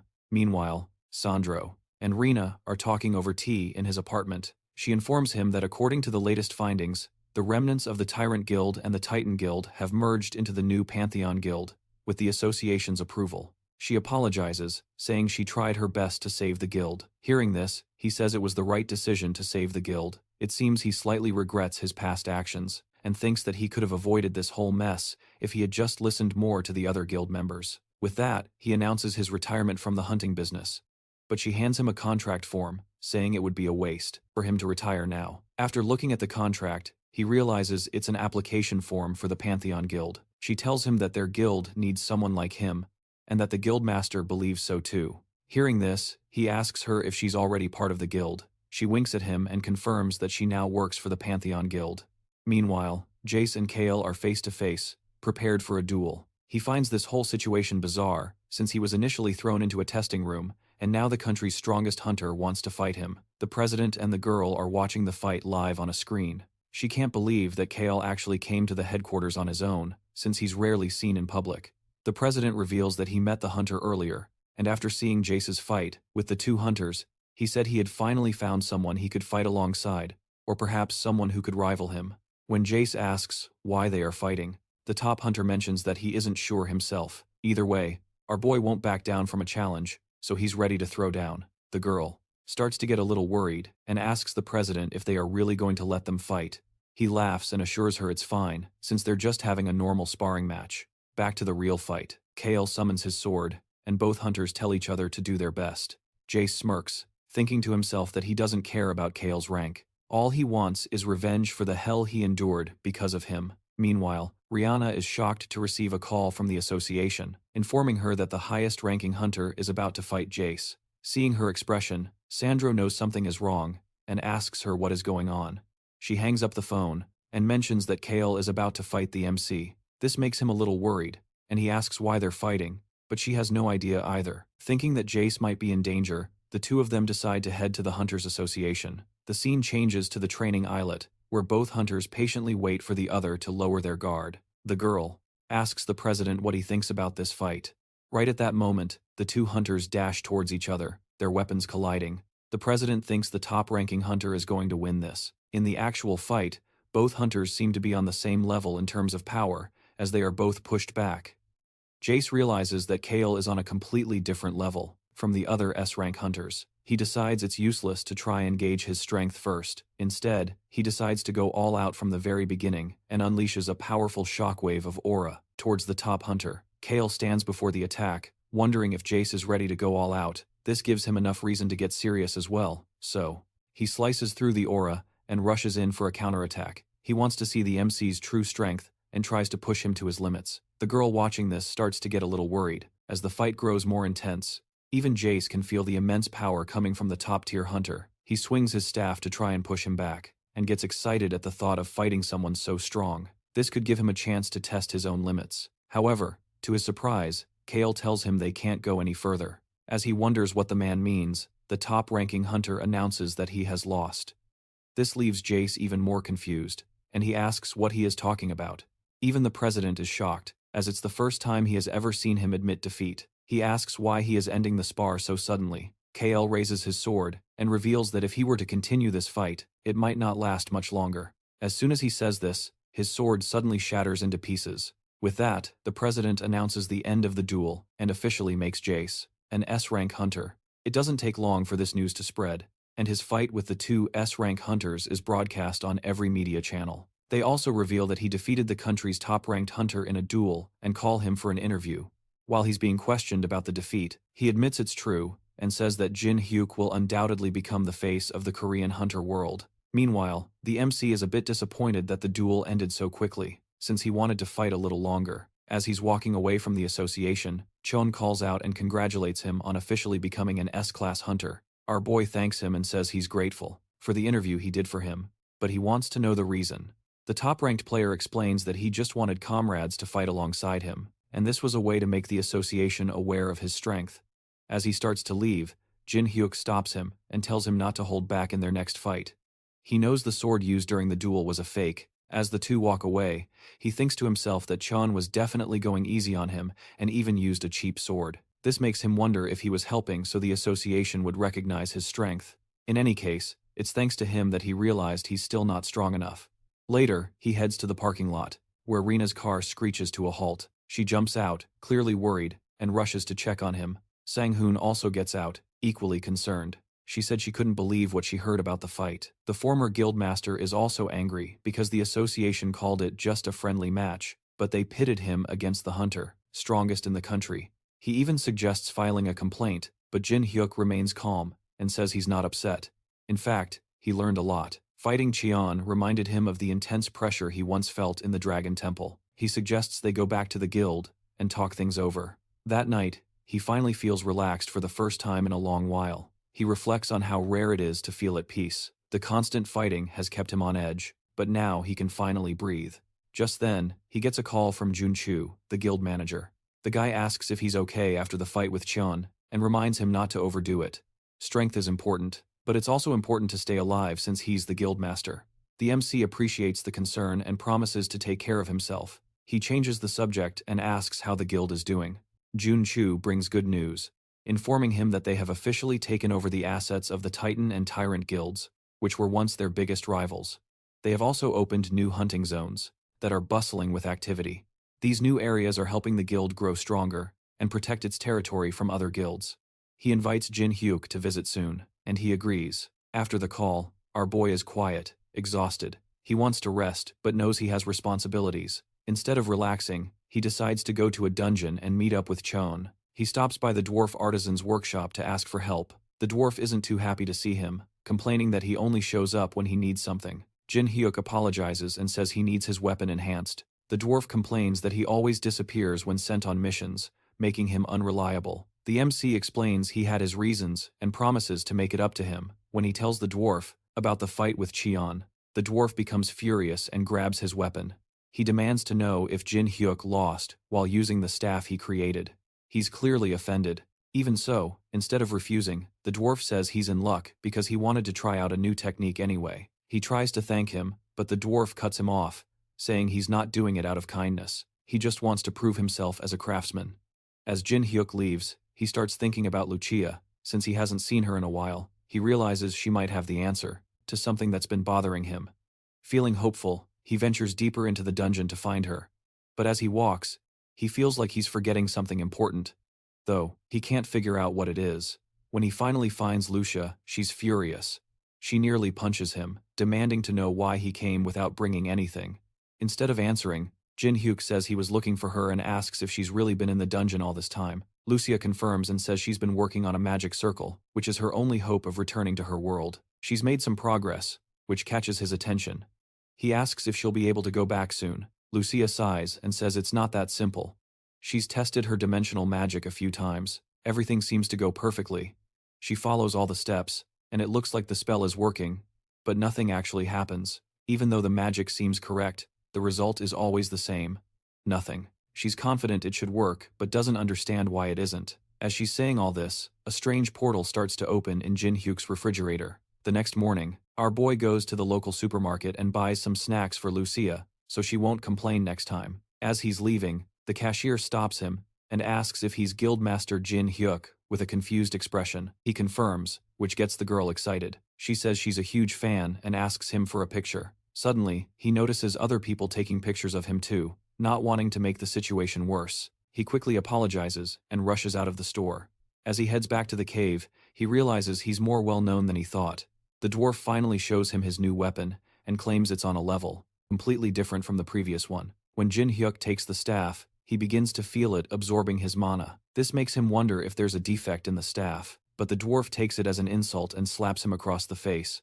He remembers the Alrauna ore he purified last time and explains that he used it for the enhancement.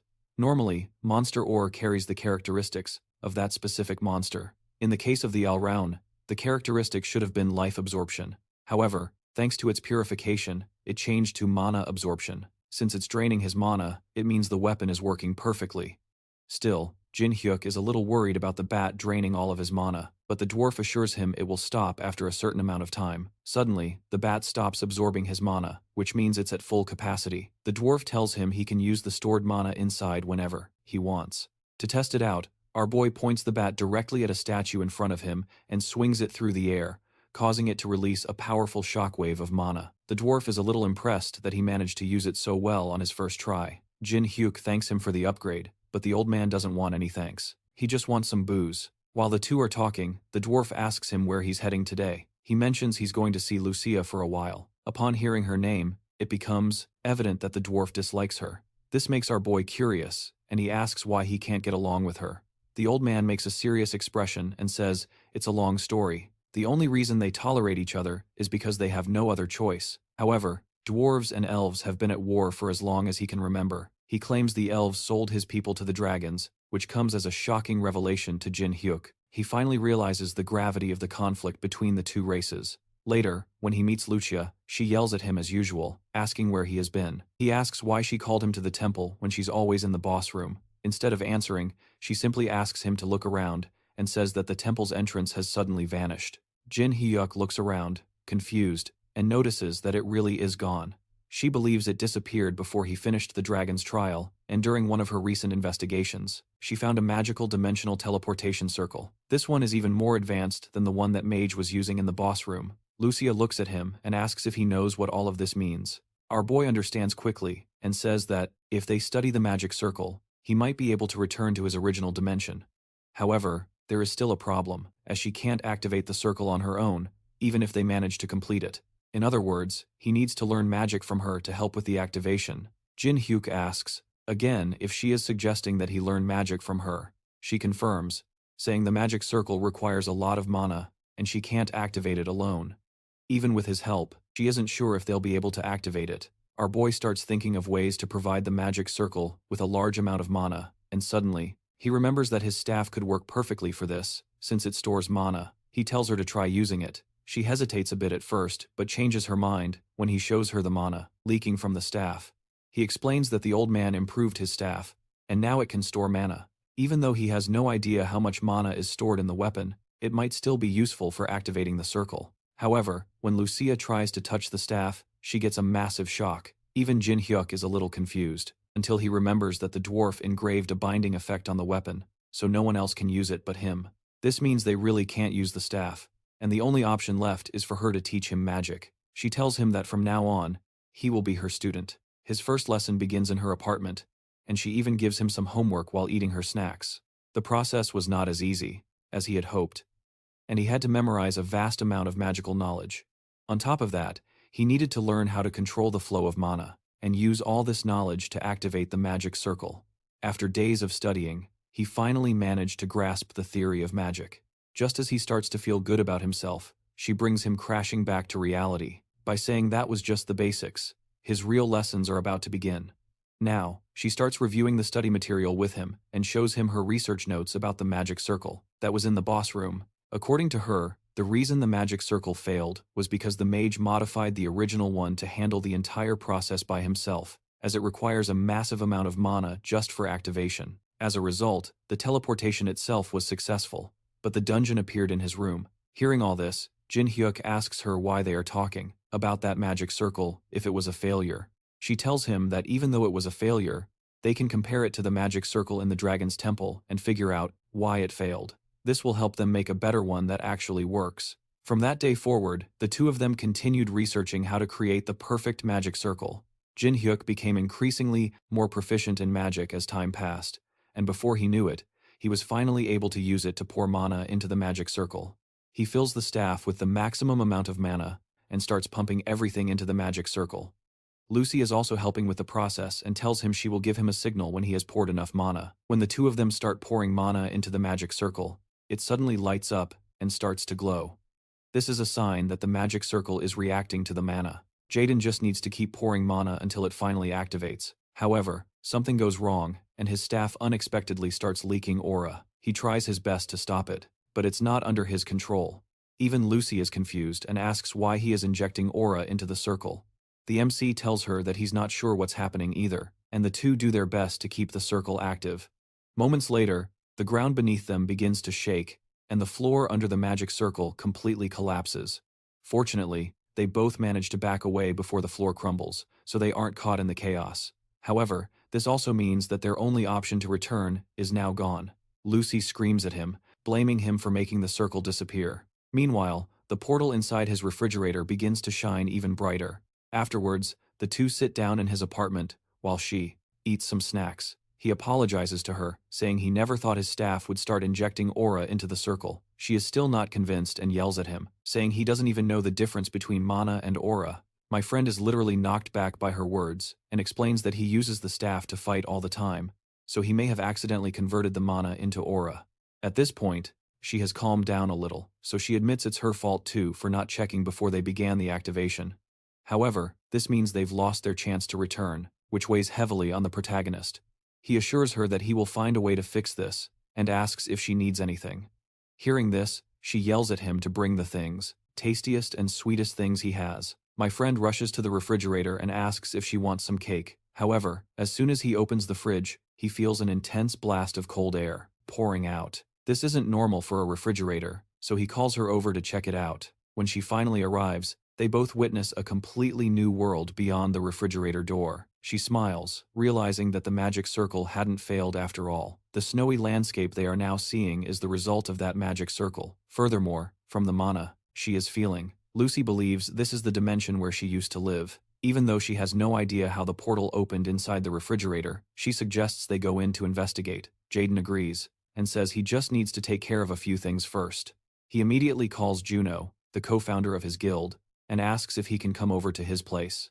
At the same time, he invited Rihanna to join them as well. When they finally arrive, he explains that he's going away temporarily to train after fighting Caden. He realized that he still wasn't good enough. Hearing this, the co-founder asks if he has found a way to become even stronger. He said he isn't sure yet, but that it's a possibility. Rihanna sends him a report, and mentions that the guild is doing well for now, but if he stays away for too long, things could become difficult to manage. Before Jaden can respond, our friend Juno stands up and assures him there is nothing to worry about. He said he will take care of everything so he won't have to worry. Since their guild's influence is as strong as his, he can go and return even stronger. Later, Juno calls another member of the guild and informs him that the guildmaster will be away for a while, so he will be taking on more guild responsibilities. The man becomes a little concerned upon hearing this and asks if it's really safe for him to leave at a time like this. The co-founder assures him that everything is fine, because when the guildmaster returns, stronger, their influence will grow even further, and they will become the #1 guild in the country. Meanwhile, Lucy is waiting for our boy to change. He comes out in a heavy winter coat and apologizes, saying he had more things to pack than he thought. Afterwards, he hands her a special bow with some arrows and reveals that the dwarf instructed him to give it to her. She calmly analyzes the weapon for a moment and says that giving her a few arrows is no big deal. However, her expression suddenly changes when she realizes the arrowhead is of extremely high quality. Jaden expresses his enthusiasm, saying he thought it was a normal arrow since she cast it aside so casually. He mentions that the old man really takes care of her. Lucy still isn't ready to admit it, but says that maybe she will have to pay him back for it eventually. The two finally decide to enter, and he immediately notices that this is a different dimension. They wonder where to begin their investigation, and find a mysterious dungeon. Our boy looks excited about this, and says that something is definitely hidden inside. She agrees, and the two decide to enter the dungeon. The dungeon is deeper and bigger than they had really supposed, and as soon as they enter, she immediately senses some monsters rushing toward them. Lucy cautiously stops him and says to get ready, as the action is about to begin. It doesn't take long for the monsters to appear, and they turn out to be yetis.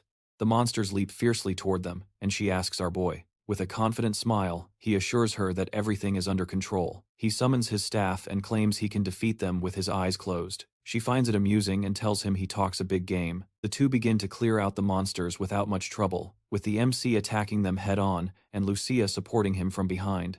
As the battle rages on, she starts to realize just how good his attacks are. KL is also confident, so he decides to end this with one final blow. At the same time, the dragon god receives a message that the apostle has crossed dimensions. He listens to the dragon while sitting on his throne and announces that he will find the apostle soon. The other dragon still doesn't understand why he gave the title of apostle to a human. Why him, instead of a draconian noble? Hearing this, the dragon god reveals that he did it because of the man's destiny. He was born to bring ruin to the world. A fierce battle breaks out between Kael and the monstrous creatures.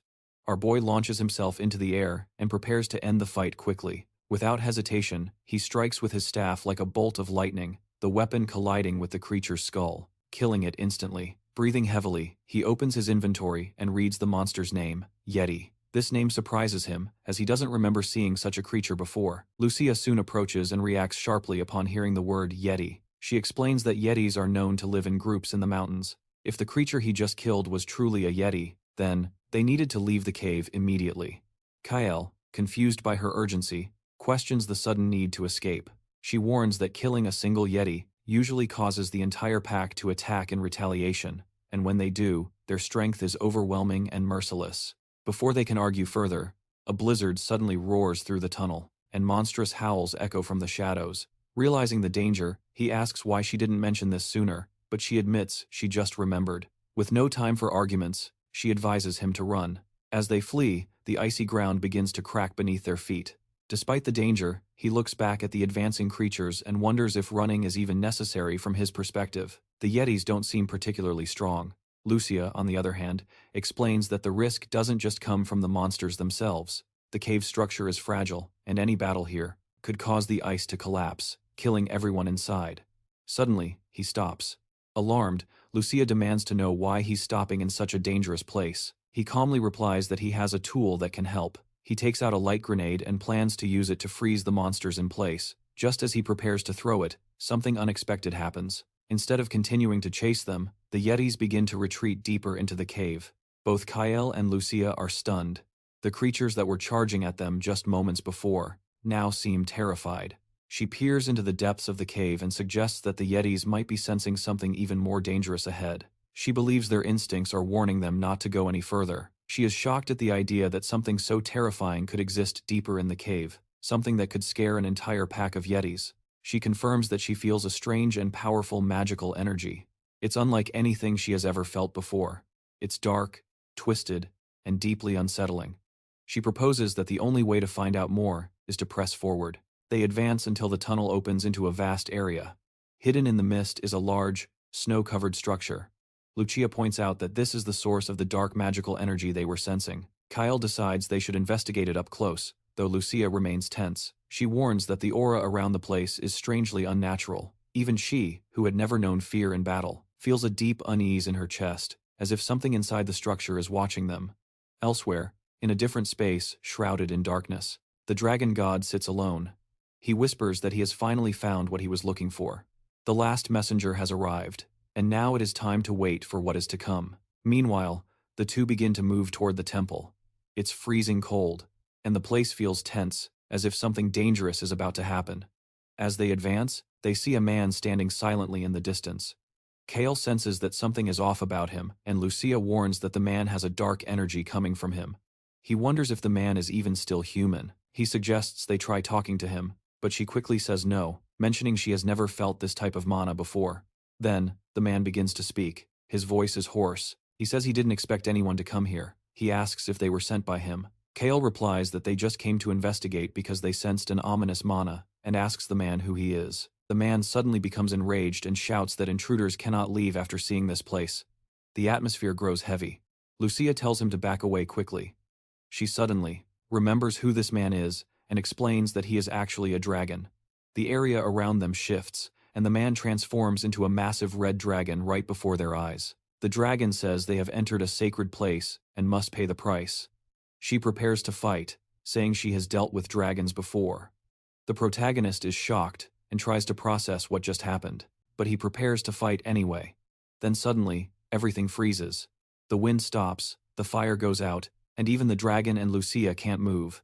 Jin Hyuk is confused. He notices that Lucia isn't moving either. A deep voice says, "Time has been stopped." Someone appears in the air, wearing a black cloak. He doesn't walk on the ground, but seems to float or tear through space. Jin Hyuk asks who he is. The man replies that his name is Ordo, and he is the one who created the dragon, Tiamat. He also claims to be the god of the world.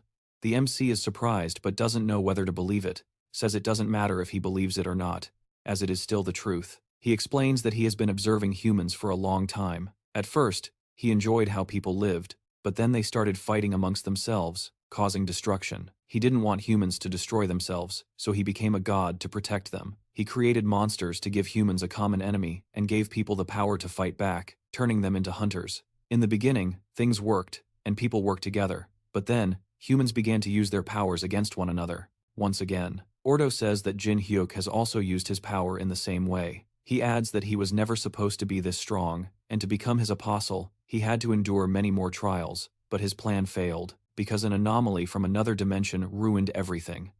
A powerful mage had moved the dungeon into his room, which allowed him to get stronger much earlier than expected. Ordo tried to destroy the dungeon when Jin Hyuk first entered, but the dragon god inside blocked him, so he gave up. Because of the dungeon's effects, he couldn't find him until recently, when the dragon god's presence disappeared. Now, he can finally meet him face to face. He then tells Jin Hyuk that he had already marked him as his apostle a long time ago. His plan was for him to become a powerful protector of humanity, someone who could bring peace and stand at the top of the world. He offers him this position, saying it is his rightful place, but he also adds a threat. If he refuses, he will have to die just for having seen this place. The MC thinks about it and then calmly says no. He admits that he used to want this kind of power and destiny, but he refuses to follow the order. He accuses him of knowing how much he suffered and doing nothing to help. Now, asking him to serve as his apostle feels like manipulation. Our boy tells him that he would rather die fighting than be someone's puppet. The guy laughs at his response and says he is foolish for not understanding his deeper plans. So he changes his approach. He floats in the air and says that if Jin Hyuk won't join him willingly, he will use another method. He introduces a creature called Tiamat, which he created after capturing an ancient dragon from another world. It is his most powerful creation, and he claims that nothing can stop it, not even hunters or monsters. He plans to use this creature to destroy everything, and build a new world filled only with people who love peace. Jin Hyuk will be the first sacrifice for this new creature. Even facing this terrible threat, our boy doesn't back down. He grits his teeth and tells Ordo to bring it on. Then, he charges directly at the dragon-like creature, even though it seems like suicide. The guy is impressed by Jin Hyuk's bravery, but says it's useless, as he will be left behind. Meanwhile, somewhere underground, a dwarf is finishing a new set of shining armor. He talks to himself, saying it took longer than expected to make this armor, because the old one was too worn out. He remembers Jin Hyuk, and jokes that the guy had better bring a good drink as a thank you. He recalls how weak he used to be when they first met, but gradually became one of the strongest people on the continent, probably helped by that noisy elf too. He wonders what they'll bring back this time, and laughs, thinking it might even be a dragon. Back at the battle, Ordo snaps his fingers, and the giant creature suddenly comes to life. Its eyes glow, and it begins to move, its huge muscles flexing. Lucia regains consciousness and realizes what is happening. She screams for Jin Hyuk to be careful. The dragon unleashes a huge blast of fire in his direction. The protagonist tries to dodge, but it's too fast, and he ends up being swallowed by the dragon. Lucia is shocked and screams in despair. Ordo smiles coldly and mocks him for making a dramatic speech, only to be defeated so quickly. But then, a voice growls from inside the dragon's mouth. He's still alive! He begins to force the dragon's jaws open from the inside using pure strength. The dragon roars in pain. Lucia is overcome with relief and asks if he's okay. Jin Hyuk says, "Of course," and tells her that he can't let someone like Ordo destroy the world. No matter what it costs, he will stop him. The guy just laughs, finding it amusing, and says he wants to see how long he can last. However, he mentions that the only thing he will feel in the end is overwhelming despair. Meanwhile, Ian receives a call from the guild's co-founder, and he informs her that the association has issued a mandatory summons. She asks, confused, why this is happening, but he mentions that he doesn't know the exact reason. But dungeons are appearing all over the city, including in their jurisdiction. For this reason, they are requesting their cooperation. Hearing this, she tells him that she will inform the other guild members immediately after hanging up the phone. Asks her what is happening. She reveals that a large number of portals have appeared in Region 9, which, curiously, is near Jin Hyuk's house. While all this is happening, our boy is trapped in the jaws of Tiamat the dragon. Lucia is worried, as he could be burned to death if he doesn't get out quickly. The protagonist tries to escape, but the dragon is too strong, so he can't pry its mouth open. Suddenly, the elf fires an arrow that strikes it directly in the head. The dragon roars in pain and opens its jaws, giving our boy enough time to escape. Despite taking a direct hit from the arrow, it seems the dragon is still fine. As Jin Hyuk falls to the ground, it flies furiously towards him to finish him off. He immediately gets up, thinking that it's not even giving him time to breathe. The dragon slams to the ground and uses all its strength to crush our boy. At the same time, Lucia tries to shoot another arrow at it, but the dragon notices before she can fire. It uses its tail to strike her, and the impact sends her flying far away. The MC finally realizes just how strong this dragon is, since it took her down with a single blow. With her on the ground, the dragon turns its attention to our boy. With the pressure mounting, Jin Hyuk knows he has no other choice but to give it his all. Ordo seems a bit disappointed with the protagonist and believes it's all over. He orders the dragon to finish him, but something seems strange. Despite the dragon using all its strength, it can't crush our boy. This leaves the dragon shocked, as it can't believe a mere human is able to withstand its power. Jin Hyuk starts to fight back with everything he has and uses the power he gained in the Dragon Temple. He unleashes all this power while screaming as loud as he can, making the dragon fall back.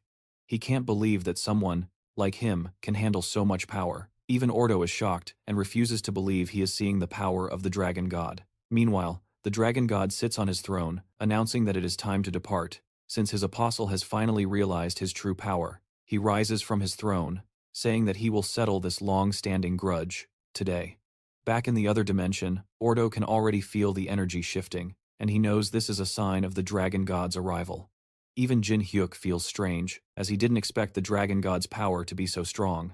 Furthermore, he can see the dragon's mark on his wrist. Ordo also notices the symbol from above, and wonders if the dragon god truly made him his apostle. He knows he needs to end this before the dragon god arrives, so he orders the dragon to kill him immediately. Tiamat obeys his command and sends a massive wave of fire towards our boy. Surprisingly, the fire that seemed dangerous a minute ago doesn't scare him one bit. He is on a level where he thinks he can easily defeat the dragon. Suddenly, he hears a voice telling him to stop for a moment. It seems that time itself has stopped. Jin Hyuk thinks that Ordo is behind this, so he yells, asking if he has anything else to say to him. The guy is also confused and tells him that he never stopped time. At the same time, he hears the dragon god asking why it is so difficult to find him. His eyes widen as he finally realizes the dragon god is here. Ordo didn't expect him to appear so quickly. The MC also looks up to notice an elder flying above and asks what he is doing here. The dragon god turns to Ordo and asks how he dares to kidnap a dragon that was like his own son. Apparently, he kidnapped his dragon and turned it into this monster called Tiamat. The dragon god asks why he did this despite knowing it was wrong. The guy starts making up excuses and says it was something he needed to do for his world. As a god, he should understand this. The dragon god can see through this nonsense and tells him that creating a monster from his stolen son to destroy his world was not necessary. He did it only for his own satisfaction. Even now, he is trying to kill his apostle just because he doesn't like him. This leaves Ordo furious, and he explodes, saying he only did it to bring peace to his world, and that it's a small sacrifice to pay for that peace. This guy thinks he's Thanos. Hearing all this, the dragon god turns to Jin Hyuk and asks if any of this makes sense to him. Our boy launches himself towards Ordo, saying it's all nonsense. The guy asks if he knows the situation he's in, since he's interrupting a conversation between gods. He tries to stop time by snapping his fingers, but nothing happens. With a shocked expression, he wonders why his powers aren't working on the MC. The dragon god explains to him that he is facing his procurator, who can wield the power of the dragon. In other words, he is someone with power equal to that of a god. Now, it's time to be defeated by the very human he looked down on. Without wasting a second, our boy starts beating him with his staff. Ordo manages to block his attack, but his insane power quickly overwhelms him. Jin Hyuk yells at him, saying they don't need a god who wants to destroy their world, and throws him to the ground. The guy falls with a massive explosion, smoke covering the entire area. Our boy opens his eyes and finds himself on a different plane in space. He sees Ordo standing in front of him, telling him not to worry. Seeking some answers, our boy asks what he is trying to do. The guy explains that he just altered the dimensions because he wanted to talk. He admits that he lost the fight, and mentions that being struck by him changed his entire perception. This made him realize that being a god doesn't mean he knows everything perfectly, so he decided to abandon his previous plans, and instead, he would put him in charge of the entire world. As his body begins to fade, he tells our hero that he will be supervising everything from now on, and mentions that he has to prove him wrong. Jaden isn't so sure he can handle all this responsibility, but Ordo has already made his decision.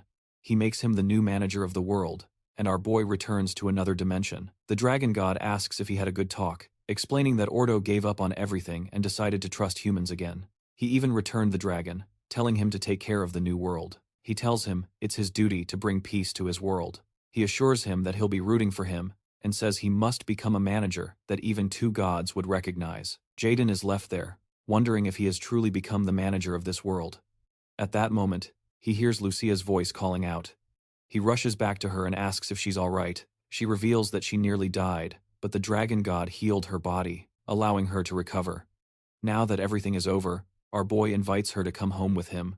However, she mentions that this is her original world, so she cannot leave. This saddens him a little, and he asks if this means they won't see each other anymore. The two say their goodbyes and go their separate ways. Looking down on his world from above, our boy remembers how a dungeon appeared in his room out of nowhere. He never thought that a low-level hunter like him could become the manager of the world. He still doesn't know what Ordo saw in him to grant him this power, but he knows for certain that he must guide humanity along the right path so they do not go astray. He will do all this while communicating with others to build a better world, as a human being and as the manager of a new world.